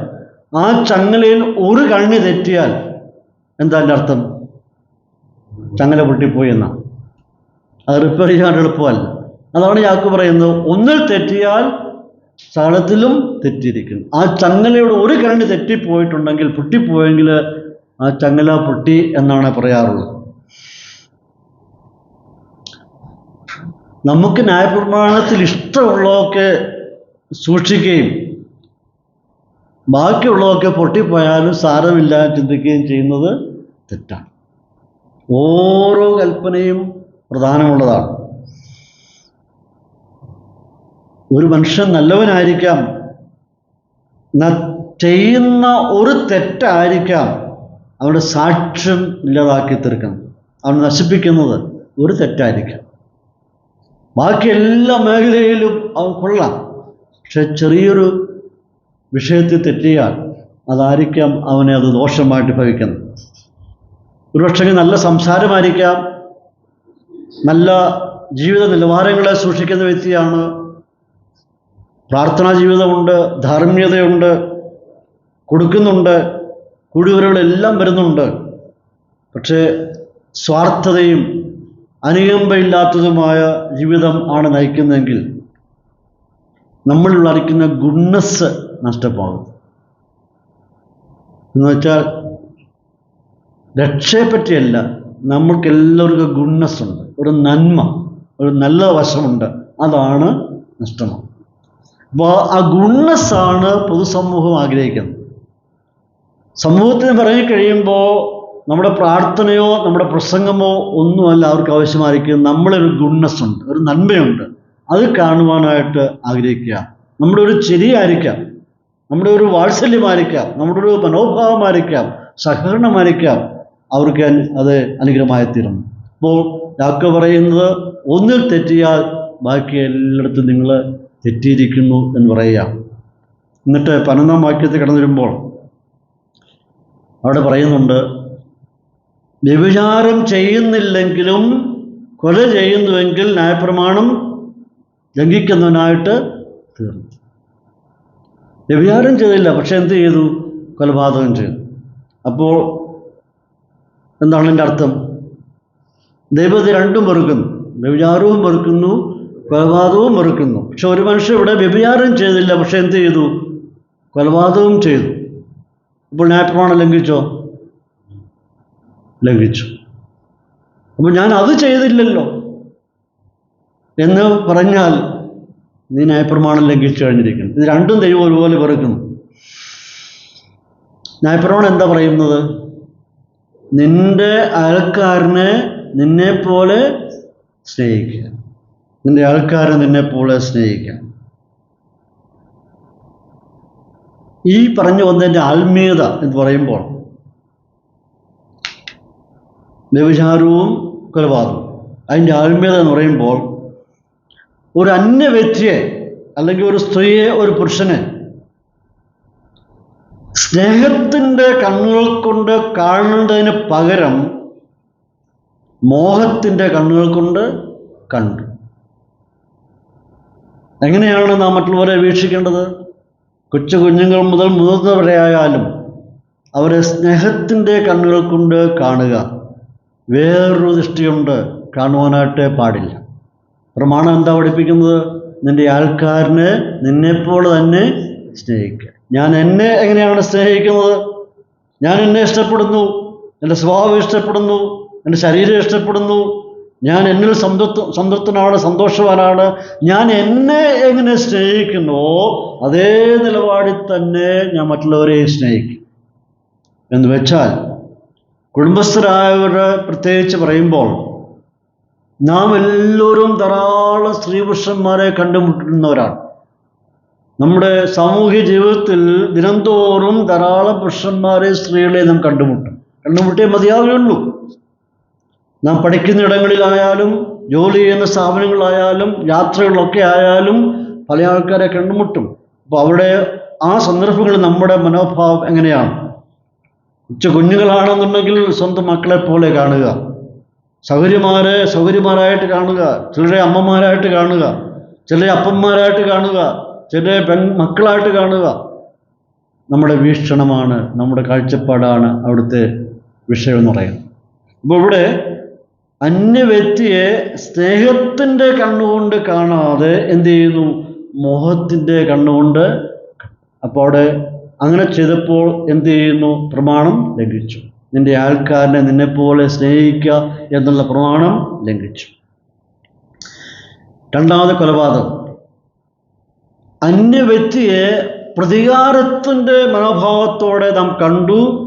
തൽഫലമായിട്ട് എന്ത് ചെന്ന് അവസാനിച്ചു? കൊലപാതകത്തിൽ ചെന്ന് അവസാനിച്ചു. പ്രതികാരം ആർക്കുള്ളതാണ്? ദൈവത്തിനുള്ളതാണ്. കൈപ്പേറിയ അനുഭവം നമുക്കുണ്ട്. നമ്മളെ ഉപദ്രവിക്കുന്നവരുണ്ട്, പായിക്കുന്നവരുണ്ട്, ഒരുപാട് ദോഷം ചെയ്തവർ സമൂഹത്തിലുണ്ട്. പക്ഷെങ്കിൽ നാം എങ്ങനെയാണ് അവരോട് വർത്തിക്കേണ്ടത്? ആ ഒരു വിഷയം നമുക്ക് ദോഷമായി ദോഷം ചെയ്തുകൊണ്ടിരിക്കുന്നു എന്ന് കാണുമ്പോൾ ആ വിഷയം നമ്മൾ നേരെ ദൈവത്തിലോട്ട് അങ്ങ് റെഫർ ചെയ്യുക, ദൈവത്തിന് വിട്ടുകൊടുക്കുക. പ്രതികാരം ദൈവത്തിനുള്ളതാണ്. നാം എന്തെങ്കിലും അവിടെ പ്രതികാര നടപടി ചെയ്യുവാൻ ആഗ്രഹിക്കുന്നുവെങ്കിൽ അതവിടെ തിരിയുക. കാരണം ദൈവവും ആഗ്രഹിക്കുന്നത് നിനക്ക് നേരിട്ടിരിക്കുന്ന ബുദ്ധിമുട്ടൊക്കെയും ഞാൻ പരിഹരിക്കാമെന്നാണ് ദൈവം പറഞ്ഞിരിക്കുന്നത്. നിന്റെ ഭാരം എൻ്റെ മേൽ ഇട്ടുകൊള്ളുക, ഞാൻ അതിനെ ചുമക്കാമെന്ന് കർത്താവ് പറഞ്ഞെങ്കിൽ ഈ ഭാരം ചുമക്കുവാൻ അവൻ തയ്യാറാണ്. അതുകൊണ്ട് നമ്മുടെ മാനസികമായിട്ടുള്ള എല്ലാ ഭാരങ്ങളും ദൈവത്തിൻ്റെ റെഫർ ചെയ്യുക, എന്നിട്ട് നമ്മൾ റിലാക്സ് ചെയ്യുക. എങ്കിൽ മാത്രമേ ദൈവം അവിടെ പ്രവർത്തിക്കത്തുള്ളൂ. നാം പ്രവർത്തിച്ചാൽ പിന്നെ ദൈവം പ്രവർത്തിക്കത്തില്ല. അപ്പോൾ ദൈവത്തിൻ്റെ ന്യായവിധി ഏത് നിലയിലൊക്കെയാണ് പോകുന്നത് നമുക്ക് അറിഞ്ഞുകൂടാ. പക്ഷെ നമ്മൾ ആ വിഷയത്തെ ഓർത്ത് പ്രാർത്ഥിച്ചുകൊണ്ടേയിരിക്കുക. ഒരുപാട് അനുഭവങ്ങളിലേക്ക് പോകാൻ കഴിയുന്നുണ്ട്. എന്നെ അവമാനിച്ചവരായിരിക്കും ഒരുപാട് ആൾക്കാരുണ്ട്. ഞാൻ വളർന്നു വന്ന സാഹചര്യത്തിൽ 15-ാം വയസ്സിലാണ് രക്ഷയിലേക്ക് കടന്നിരുന്നത്. ആ പ്രായത്തിൽ ഒരുപാട് ആൾക്കാർ, എൻ്റെ പ്രായത്തിലുള്ളവർ, എൻ്റെ കൂടെ പഠിച്ചവർ, എൻ്റെ നാട്ടുകാർ, എൻ്റെ അയൽവാസികളൊക്കെ ഒരുപാട് അവമാനിച്ചിട്ടുണ്ട്, പരിഹസിച്ചിട്ടുണ്ട്. വേദവസ്ത്രം പിടിച്ചുകൊണ്ട് റോഡിൽ കൂടെ പോകുമ്പോൾ അവമാനിച്ചിട്ടുണ്ട്, കളിയാക്കിയിട്ടുണ്ട്. ഞാൻ പറയട്ടെ, ആ നിന്ദിച്ചവരും പരിഹാസിച്ചവരും ആരും ഇന്ന് ഭൂമിയിലില്ല. ദൈവനെ പ്രകാരം പറയുന്നുണ്ട്, ദേശത്തിൽ ദുഷ്ടന്മാരെയൊക്കെയും അവൻ രാവിലെ തോറും നശിപ്പിക്കും. അപ്പോൾ അന്ന് കരഞ്ഞുകൊണ്ട് പോയിട്ടുണ്ട്, പള്ളി ചർച്ചിൽ പോകുന്ന കരഞ്ഞുകൊണ്ട് പോയിട്ടുണ്ട്, തിരിച്ചു വരുമ്പോൾ കരഞ്ഞുകൊണ്ട് വന്നിട്ടുണ്ട്. കാരണം അവമാനം. ഈ റോഡ് ജംഗ്ഷനൊക്കെ ഇരിക്കുന്നവരൊക്കെ കളിയാക്കും, മറുപടി പറയാനായിട്ട് പറ്റുകത്തില്ല. വേദപുസ്തകം കയ്യിലിരിക്കുക, പക്ഷേ സങ്കടങ്ങളെല്ലാം ഉള്ളിലൊതുക്കി ദൈവത്തോട് പറഞ്ഞു. പ്രിയപ്പെട്ടവരെ, ഞാൻ പറഞ്ഞു വരുന്നത്, ഇങ്ങനെയുള്ള നമ്മുടെ വിഷമങ്ങളും ദുഃഖങ്ങളും ഭാരങ്ങളും ഒക്കെ ദൈവത്തിലോട്ട് റെഫർ ചെയ്ത് വിട്ടുകഴിഞ്ഞാൽ ദൈവം അത് ചെയ്യേണ്ട രീതിയിൽ ചെയ്തോളും എന്ന് ഞാൻ ഇവിടെ ഓർപ്പിക്കുകയാണ്. ഇതോടെ രണ്ടാമത്തെ ഗ്രൂപ്പ് എന്ന് പറയുന്നത് അങ്ങനെയുള്ളവരാണ് കുലപാതകികൾ. ഇവരോട് എന്ത് ചെയ്യുന്നു? നാം വിശ്വാസ സമൂഹം അവരോട് പ്രതികാരത്തോടുകൂടി നീങ്ങുന്നുവെങ്കിൽ അത് കൊലപാതകം ചെന്ന് അവസാനിക്കും. അത് എന്തുമായി തീരുന്നു? പാപമായിട്ട് തീരുകയാണ്. അപ്പോൾ രണ്ട് കൂട്ടരും, അതായത് വ്യഭിചാരം ചെയ്തവനും കൊലപാതകം ചെയ്തവനും ന്യായപ്രമാണം കാത്തു സൂക്ഷിക്കുന്നതിൽ പരാജയപ്പെട്ടു. എന്താണ് ന്യായപ്രമാണം പഠിപ്പിച്ചത്? നിന്റെ കൂട്ടുകാരൻ നിന്നെപ്പോലെ തന്നെ സ്നേഹിക്കും. ആ പ്രമാണം കാത്തു സൂക്ഷിക്കാൻ പരാജയപ്പെട്ടു എന്ന് പറയാം. ഇപ്പോൾ ഇവിടുത്തെ പ്രശ്നം, യാക്കോബ് ഈ കാര്യങ്ങൾ വിശദീകരിക്കുമ്പോൾ നമുക്ക് തോന്നുന്നത്, പഠിച്ചു വരുമ്പോൾ നമുക്ക് മനസ്സിലാക്കുവാൻ അഥവാ തോന്നുന്നത്, യാക്കോബ് ക്രിസ്തീയ വിശ്വാസികളെ 10 കൽപ്പന അനുസരിക്കുന്നതിൽ പ്രേരിപ്പിക്കുകയാണോ എന്നാണ് ചിന്തിക്കാൻ കഴിയുന്നത്. യാക്കോബ് പ്രമാണം, അത് ന്യായപ്രമാണത്തിലോട്ട് വിശ്വാസികളെ കൊണ്ടുപോവുകയാണോ എന്ന് നമുക്ക് ചിന്തിക്കുവാൻ സാധ്യതയുണ്ട്. ക്രൈസ്തവ സഭ ന്യായപ്രമാണത്തിന് കീഴിലുള്ളതാണോ അതോ കൃപയുടെ കീഴിലുള്ളതാണോ? കൃപയുടെ കീഴിൽ. അപ്പോൾ യാക്കോബ് എന്താ അവിടെ പറയുന്നത്? ന്യായപ്രമാണത്തെ പറ്റിയാണ് പറയുന്നത്. അപ്പോൾ വിശ്വാസികളെ യാക്കോബ് ന്യായപ്രമാണത്തിലോട്ട് കൊണ്ടുപോവുകയാണ്. അപ്പോൾ തന്നെ കൃപയാലുള്ള വിശ്വാസം പോലെ നമ്മൾ രക്ഷിക്കപ്പെട്ടിരിക്കുന്ന യാക്കോബ് പറയും. നമ്മളെല്ലാവരും കൃപായുഗത്തിലുള്ളവരാണ്, കൃപയുടെ കീഴിലുള്ളവരാണ്, ന്യായപ്രമാണത്തിന് കീഴിലുള്ളവരല്ല. ഇവിടെ ഇതുവരെ യാക്കോബ് വിവരിച്ചു വരുന്നത് 10 കൽപ്പനകളിലെ കൽപ്പനകളാണ്, 3 കൽപ്പനകളാണ്. പുതിയ ചില ഭാഗങ്ങളിലോട്ട് കടന്നു ചെല്ലുമ്പോൾ ഇതിന് ചില വൈരുദ്ധ്യങ്ങൾ കാണാൻ കഴിയുന്നുണ്ട്. യാക്കോബ് പഴയ നിയമത്തിലെ, അതായത് ന്യായപ്രമാണത്തിലെ 3 കാര്യങ്ങൾ ഇവിടെ ഉപയോഗിക്കുക. കൊല ചെയ്യരുത്, വ്യഭിചാരം ചെയ്യരുത്, കൂട്ടുകാരൻ നിന്നെപ്പോലെ സ്നേഹിക്കണം. 3 പ്രമാണങ്ങൾ, 3 കൽപ്പനകൾ പറയുക. എന്നാൽ പുതിയ നിയമത്തിലെ വേദഭാഗങ്ങളിലേക്ക് കടന്നു വരുമ്പോൾ പൗലോസ് അപ്പോസ്തലൻ പറയുന്ന വേറെ കാര്യങ്ങൾ പറയുന്നുണ്ട്. അവിടെ ഒരു വൈരുദ്ധ്യം കാണാൻ കഴിയുന്നുണ്ട്. റോമാലേഖനം 6:14 വായിക്കുന്നുണ്ട്, നിങ്ങൾ ന്യായപ്രമാണത്തിനല്ല കൃപയ്ക്ക് അത്രേ അധീനരാകിയാൽ പാപം നിങ്ങളിൽ കർത്തൃത്വം നടത്തുക ഇല്ലല്ലോ. അപ്പോൾ പൗലോസ് പറയുന്നത് എന്താണ്? നിങ്ങൾ ന്യായപ്രമാണത്തിനല്ല കൃപയ്ക്കത്രേ അധീനർ. റോമർ 7:14 പറയുന്നത്, നിങ്ങളും ക്രിസ്തുവിൻ്റെ ശരീരം മുഖാന്തരം ന്യായപ്രമാണ സംബന്ധമായി മരിച്ചിരിക്കുന്നു. നിങ്ങൾ ന്യായപ്രമാണത്തിൽ മരിച്ചു. ഗലാത്യർ 2:19 വായിക്കുന്നത്, ന്യായപ്രമാണ സംബന്ധമായി നിങ്ങൾ മരിച്ചു. അപ്പോൾ പൗലോസ് ഇങ്ങനെ പറയുന്നു, യാക്കോബ് മറ്റൊന്ന് പറയുന്നു. ഇപ്പോൾ ഒരു വൈരുദ്ധ്യമുള്ളതായിട്ട് നമുക്ക് തോന്നും. പുതിയ നിയമ വിശ്വാസികൾ ന്യായപ്രമാണത്തിന് കീഴിലുള്ളവരല്ല, പുതിയ നിയമസഭ കൃപയുടെ കീഴിലുള്ളവരാണ്. എന്തുകൊണ്ടാണ് യാക്കോബ് ഇവിടെ പറഞ്ഞത്, നിങ്ങൾ ഒന്നിൽ തെറ്റിയാൽ ബാക്കിയുള്ളവരെല്ലാം തെറ്റി ഇരിക്കുന്നു എന്ന് പറയുന്നതിൻ്റെ അർത്ഥം എന്താണ്? കൃപയുടെ കീഴിലുള്ള വിശ്വാസികളോട് ന്യായപ്രമാണത്തിലെ കൽപ്പനകളെപ്പറ്റി എന്തിനാണ് യാക്കോബ് ഇവിടെ പറയുന്നത്? നമുക്ക് അറിയാൻ കഴിയുന്നത്, വിശ്വാസികൾ ന്യായപ്രമാണത്തിന് കീഴിൽ ഉള്ളവരല്ല. ക്രിസ്തുവാണ് സഭയ്ക്ക് മാതൃക.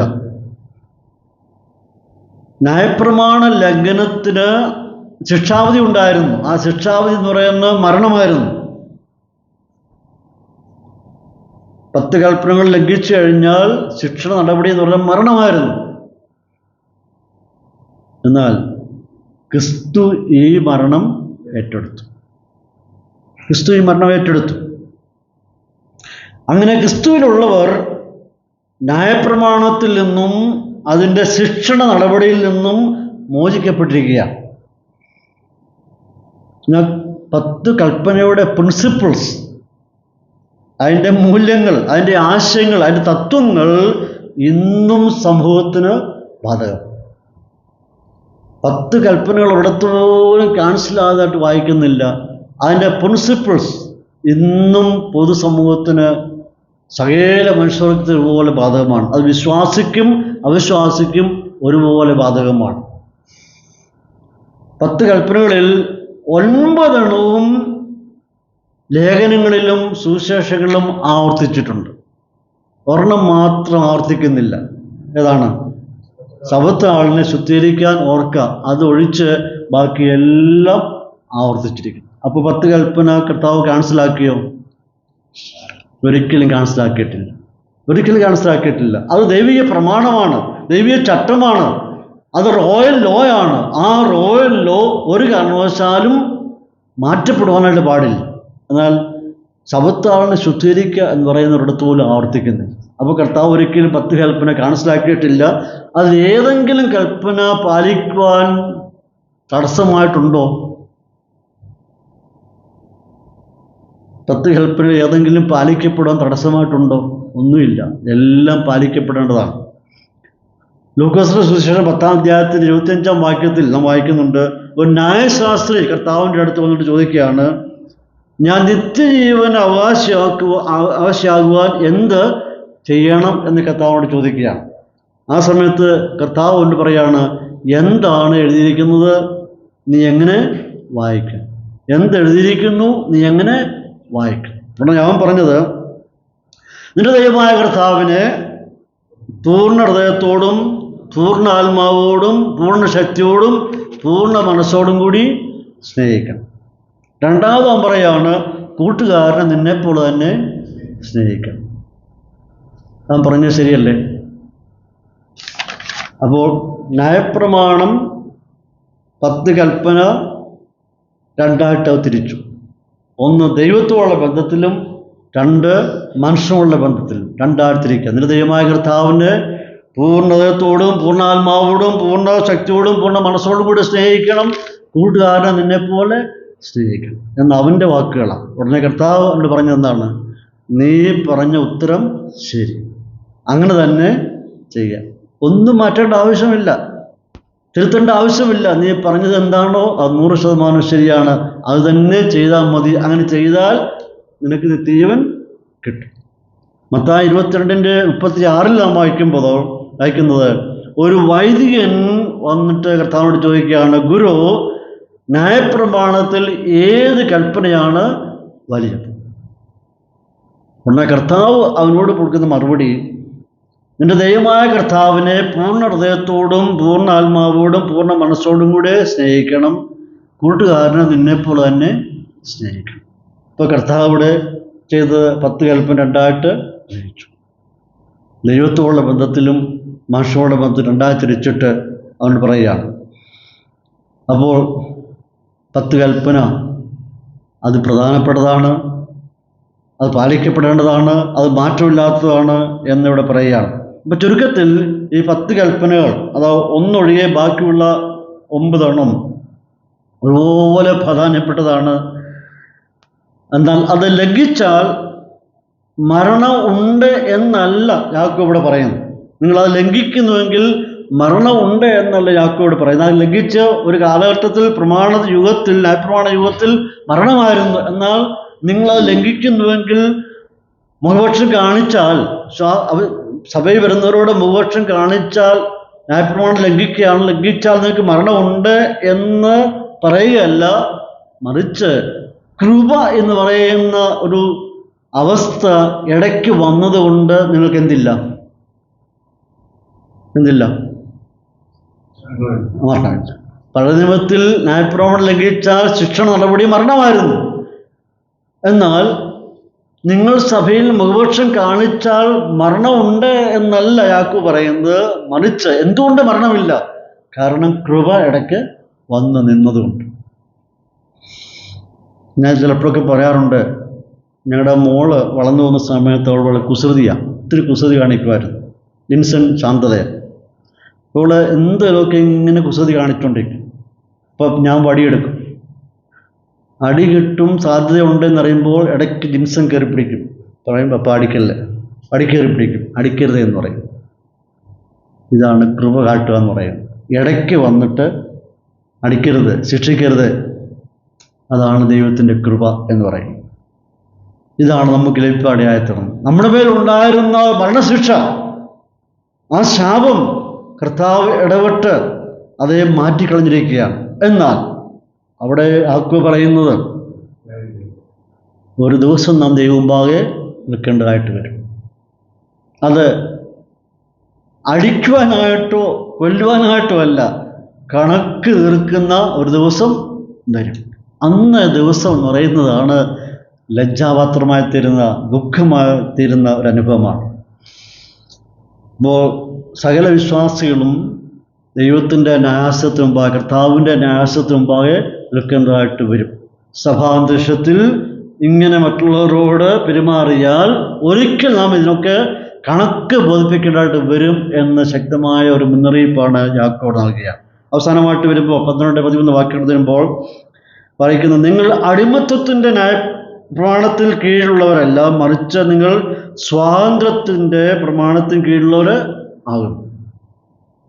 അടിമത്വത്തിൻ്റെ പ്രമാണം എന്ന് പറയുന്നത് മോശയുടെ പ്രമാണം, അതോ 10 കൽപ്പന അടങ്ങിയ മോശയുടെ പ്രമാണം. നിങ്ങൾ ഒരിക്കലും മോശയുടെ 10 കൽപ്പനയുടെ ആ അടിമത്വത്തിൻ്റെ പ്രമാണത്തിന് കീഴിലുള്ളവരല്ല. അതിൻ്റെ പ്രത്യേകത എന്തായിരുന്നു? അത് ചെയ്തേ പറ്റൂ, ആ പ്രമാണം അതുപോലെ പാലിച്ചേ പറ്റൂ, അല്ലാത്ത പക്ഷം ശിക്ഷണ നടപടിയായിരുന്നു അടിമത്വത്തിൻ്റെ പ്രമാണം. എന്നാൽ സ്വാതന്ത്ര്യത്തിൻ്റെ പ്രമാണം എന്ന് പറയുന്നത് എന്താണ്? ക്രിസ്തുവിലൂടെ കൃപയാൽ അത് ചെയ്യുവാനായിട്ടുള്ള ശക്തി നമുക്ക് തരുന്നു. എന്ത് ചെയ്യുവാനായിട്ടാണ്? മോശയുടെ ന്യായപ്രമാണം അനുസരിക്കുവാൻ കൃപ തന്ന് അതനുസരിക്കുവാൻ നമുക്ക് സാധിക്കുന്നു.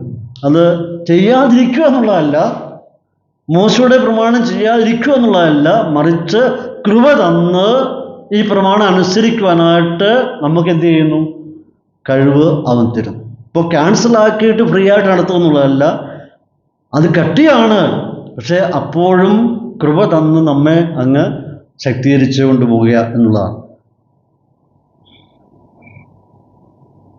നമ്മുടെ ഇന്നത്തെ പ്രത്യേകത എന്ന് പറയുന്നത്, രക്ഷിക്കപ്പെടുവാനായിട്ട് ന്യായപ്രമാണം അനുസരിക്കുക എന്നുള്ളതല്ല, മറിച്ച് രക്ഷിക്കപ്പെട്ടത് കൊണ്ട് നാം അനുസരിക്കണം. ന്യായപ്രമാണം പാലിച്ച് രക്ഷിക്കപ്പെടുക എന്നുള്ളതല്ല, രക്ഷിക്കപ്പെട്ടവരെ എന്ത് ചെയ്യേണ്ടവരാണ്? ന്യായപ്രമാണം അനുസരിക്കേണ്ടത് ആവശ്യമാണ്. എന്തുകൊണ്ടാണ് അങ്ങനെ പറയുന്നത്? വിശ്വാസികൾ ക്രിസ്തുവിൻ്റെ ന്യായാസനത്തിന് മുമ്പാകെ വന്ന് കണക്ക് കൊടുക്കേണ്ടവരാണ്. അതുകൊണ്ട് പ്രമാണം അനുശാസിക്കുന്ന വിധത്തിൽ നമ്മുടെ ബന്ധങ്ങളെ കാത്തു സൂക്ഷിക്കുവാൻ നാം കടപ്പെട്ടവരാണ്. മറ്റുള്ളവരോട് മുഖപക്ഷം കാണിക്കാതെ, പക്ഷപാതപരമായി പെരുമാറാതെ നാം ദൈവസേനയെ കണക്ക് കൊടുക്കേണ്ടവരാണ് എന്നറിഞ്ഞുകൊണ്ട് നമ്മുടെ ബന്ധങ്ങൾ വളരെ ഭംഗിയായി കാത്തു സൂക്ഷിക്കണം. ആ ബന്ധം എന്ന് പറയുമ്പോൾ ദൈവത്തോടുള്ള ബന്ധവും മനുഷ്യരോടുള്ള ബന്ധവും തുല്യമായി കാത്തു സൂക്ഷിക്കുവാൻ കടപ്പെട്ടവരാണ്. കാരണം ദൈവത്തിൻ്റെ ന്യായാസനമുമ്പാകെ ഒരിക്കൽ വന്ന് അതിന് കണക്ക് കൊടുക്കണം. 14 വാക്യത്തിൽ കടന്നു വരുമ്പോൾ കരുണ കാണിക്കാത്തവന് കരുണയില്ലാത്ത ന്യായവിധി ഉണ്ടാവും. കരുണ കാണിക്കാത്തവന് കരുണയില്ലാത്ത ന്യായവിധി എന്ന് പറയുമ്പോൾ യാക്കോബ് പറഞ്ഞു വരുന്ന പശ്ചാത്തലത്തിൽ നിന്നുകൊണ്ട് വേണം ഈ വാക്യം മനസ്സിലാക്കേണ്ടത്. ഈ വാക്യം 2 നിലകളിൽ നമുക്ക് ചിന്തിക്കുവാൻ കഴിയുന്നുണ്ട്. നമുക്കെല്ലാവർക്കും ഒരു ശിക്ഷാവിധി ഉണ്ടായിരുന്നു. എന്താണ് അതിൻ്റെ ശിക്ഷാവിധി? പാപത്തിൻ്റെ ശമ്പളം മരണമായിരുന്നു. അതായിരുന്നു നമ്മുടെ ഉണ്ടായിരുന്ന ശിക്ഷാവിധി. എന്നാൽ ഈ ശിക്ഷാവിധിയെ കർത്താവ് ഒരിക്കലായിട്ട് കൊടുത്ത് തീർത്തു. നാം അതിൻ്റെ ശിക്ഷാവിധി അനുഭവിക്കേണ്ട കാര്യമില്ല. കാരണം അവൻ കരുണ കാണിച്ചു, കൃപ കാണിച്ചു, ആ ശിക്ഷയിൽ നമ്മെ എന്നേക്കുമായി മോചിപ്പിച്ചിരിക്കുകയാണ്. എന്നാൽ രണ്ടാമത്തെ പ്രത്യേകത എന്ന് പറയുമ്പോൾ ദൈവമക്കൾ എന്ന സ്ഥാനത്ത് നിന്ന് നാം ചെയ്യുന്ന തെറ്റുകൾക്ക് നാം കണക്ക് കൊടുക്കുക. അതുകൊണ്ടാണ് കരുണയില്ലാത്ത ന്യായവിധി. ദൈവമക്കൾ എന്നുള്ള നിലയിൽ പ്രത്യേക കരുണ കാണിക്കുകയല്ല, ദൈവമക്കളായിട്ട് ഇങ്ങനെ തെറ്റുകൾ കാണിക്കുമ്പോൾ അവനും എന്ത് ചെയ്യുന്നു? കരുണയില്ലാത്ത ന്യായവിധി. അതെന്താണ്? അവൻ്റെ ന്യായാസനത്തിന് മുമ്പാകെ വെളിപ്പെടേണ്ടതാകും. അപ്പോൾ ഇവിടെ യാക്കോബ് ഈ ഭാഗത്ത് പഠിപ്പിക്കുന്നത് നാം മറ്റുള്ളവരോട് മുഖപക്ഷം കാണിക്കാതെ കരുണ കാട്ടേണ്ടത് വളരെ ആവശ്യമാണ് എന്ന് പഠിപ്പിക്കുകയാണ്. അങ്ങനെ കരുണ കാട്ടുന്നില്ല എങ്കിൽ, മുഖപക്ഷം കാണിക്കുന്നില്ല എങ്കിൽ, അഥവാ അവരോട് മോക്ഷം കാണിക്കുന്നുവെങ്കിൽ ഒരു കോൺസിക്വൻസ് ഉണ്ട്, ഒരു അനന്തര നടപടിയുണ്ട്, ശിക്ഷണ നടപടിയുണ്ട്. അത് അനുഭവിക്കേണ്ടതായിട്ട് വരും എന്ന് പറയുക. ആ ശിക്ഷാവിധിയെ പറ്റിയാണ് പൗലോസ് അപ്പോസ്തലൻ 2 കൊരിന്ത്യർ 5:10 വാക്യത്തിൽ പറയുന്നത്. അവനവൻ ശരീരത്തിരിക്കുമ്പോൾ ചെയ്തത് നല്ലതാകലും തീയതാകലും അവൻ തക്കവണ്ണം പ്രാപിക്കേണ്ടതിന് നാം ഓരോരുത്തരും ക്രിസ്തുവിൻ്റെ ന്യായാസനത്തിന് മുമ്പാകെ വെളിപ്പെടണം. അവിടെ അപ്പീലില്ല, ഒരു അപ്പീൽ അവിടെ ഇല്ല. ഓരോന്നിനും കണക്ക് കൊടുക്കേണ്ട ആവശ്യമാണ്. അവിടെയാണ് ലജ്ജാപാത്രമായിത്തീരുന്നത്. ഒരു ഉദാഹരണം പറഞ്ഞാൽ, കായീൻ ആബേലിനെ കൊന്നു. പക്ഷേ ആ ഫസ്റ്റ് കൊലപാതകമാണ്. അവനെ ദൈവം കൊല്ലാമായിരുന്നു, ശിക്ഷ നടത്താമായിരുന്നു, എന്നാൽ കൊന്നില്ല. പക്ഷേ അവന് വെച്ചൊരു അടയാളം വെച്ചു. എന്നിട്ട് ആ കായീൻ പറയാണ്, എനിക്ക് സഹിക്കാവുന്നതിനും അപ്പുറത്തുള്ള ഭാരമാണ് ഞാനിപ്പോൾ വഹിക്കുന്നത്. അപ്പോൾ ഇതേമാതിരി അനുഭവമാണ് ദൈവത്തിൻ്റെ ന്യായാസനത്തിന് മുമ്പാകെ നിൽക്കുമ്പോൾ നമ്മൾ അനുഭവിക്കാൻ പോകുന്നു. അപ്പോൾ അവിടെ കരുണയില്ലാത്ത ഒരു ന്യായവിധി നടക്കുവാൻ പോവുകയാണ്. അപ്പോൾ നാം കരുണയും ദയവുള്ളവരായിരുന്നാൽ അവൻ നമ്മോടും കരുണ കാണിക്കും. അപ്പം നാം എന്തെല്ലാം ശരീരത്തിൽ ഇരിക്കുമ്പോൾ ചെയ്യുന്നുവോ അതിനൊക്കെ ഒരു പ്രതിഫലം കിട്ടിയേ മതിയാകുകയുള്ളൂ. ഒരു പ്രതിഫലം ഉണ്ടാകണം. നാം മറ്റുള്ളവരോട് സ്നേഹവും അനുകമ്പയും കരുണയും ആദരവും ബഹുമാനം കാണിച്ചാൽ അത് നമുക്ക് തിരികെ കിട്ടുന്നൊരു സമയമുണ്ടാകും. നമ്മളുള്ളായിരിക്കുന്ന ദൈവസ്നേഹം അത് മുഖപക്ഷത്തെ തരണം ചെയ്യുന്നതായിരിക്കാം. പക്ഷപാതപരമായിട്ട് പെരുമാറാതെ അതിനെ തരണം ചെയ്യുവാനായിട്ട് നമുക്ക് കഴിയണം. ദൈവത്തിൻ്റെ കരുണ ന്യായവിധിയെ എന്ത് ചെയ്യുന്നു? തരണം ചെയ്യുന്നതാണ്. നമ്മുടെ മേലുണ്ടായിരുന്ന ഒരു ശിക്ഷാവിധി ഉണ്ടായിരുന്നു, ന്യായവിധി ഉണ്ടായിരുന്നു. അവൻ നമ്മോട് ഒരിക്കൽ കരുണ കാണിച്ച ഫലമായിട്ട് ആ ന്യായവിധിയെ നാം തരണം ചെയ്തവരാണ്. എന്നാൽ ഇപ്പോൾ ശരീരത്തിൽ ഇരിക്കുമ്പോൾ ചെയ്തതിന് കണക്ക് കൊടുക്കേണ്ടത് വളരെ ആവശ്യമായിരിക്കുന്നു. ഇപ്പോൾ ശ്വാസമായിരിക്കും നാം ഓർത്തിരിക്കേണ്ടത്, നമ്മുടെ ആത്മീയ ജീവിതത്തിലുമായിരിക്കുമ്പോൾ, സഭാജീവിതത്തിലുമായിരിക്കുമ്പോൾ നമ്മുടെ ആത്മീയ മണ്ഡലത്തിൽ നിരവധി സഹോദരങ്ങളെ നാം കണ്ടുമുട്ടും. അവരോടുള്ളായിരിക്കുന്ന നമ്മുടെ സമീപനം, ഏറ്റക്കുറച്ചിലുകളൊക്കെ മനുഷ്യനുണ്ടായിരിക്കും. സാമ്പത്തിക വിഷയത്തിലും കുടുംബ ബന്ധത്തിലും ജോലിയിലും എല്ലാ വിധത്തിലും ഏറ്റക്കുറച്ചിലുണ്ടായിരിക്കും. എന്നാൽ നമ്മുടെ മനോഭാവം എന്ന് പറയുന്നത് ഒരേ ശരീരത്തിൻ്റെ അംഗങ്ങളായിത്തീർന്നവരോട് വളരെ സ്നേഹത്തോടുകൂടി, ബഹുമാനത്തോടുകൂടി, ആദരവോടുകൂടി അവരുടെ പെരുമാറേണ്ട വളരെ ആവശ്യമായിരിക്കുന്നു. ജീവൻ്റെ കൃപയ്ക്ക് എല്ലാവരും കൂട്ടാവകാശികളാണെന്ന് അറിഞ്ഞുകൊണ്ട് മറ്റുള്ളവരെ ബഹുമാനിപ്പാനും സ്നേഹിപ്പാനും സൽക്കരിപ്പാനും സ്വീകരിപ്പാനുള്ളതായിരിക്കുന്ന ഒരു വിശാല മനസ്സ് നമുക്ക് ആവശ്യമായിരിക്കുന്നു. അങ്ങനെയുള്ളതായിരിക്കുന്ന ഒരു ഡിസ്ക്രിമിനേഷനും വേർതിരിവും നമ്മുടെ ഇടയിൽ ഉണ്ടാകാതിരിക്കട്ടെ എന്നാണ് യാക്കോബ് ഓർപ്പിക്കുന്നത്. ഇത് തന്നെ നമുക്ക് മാതൃകയാക്കാം. കർത്താവ് ഈ വചനങ്ങളാൽ നമ്മെ എല്ലാവരെയും സഹായിക്കുകയും അനുഗ്രഹിക്കുകയും ചെയ്യുമാറാകട്ടെ.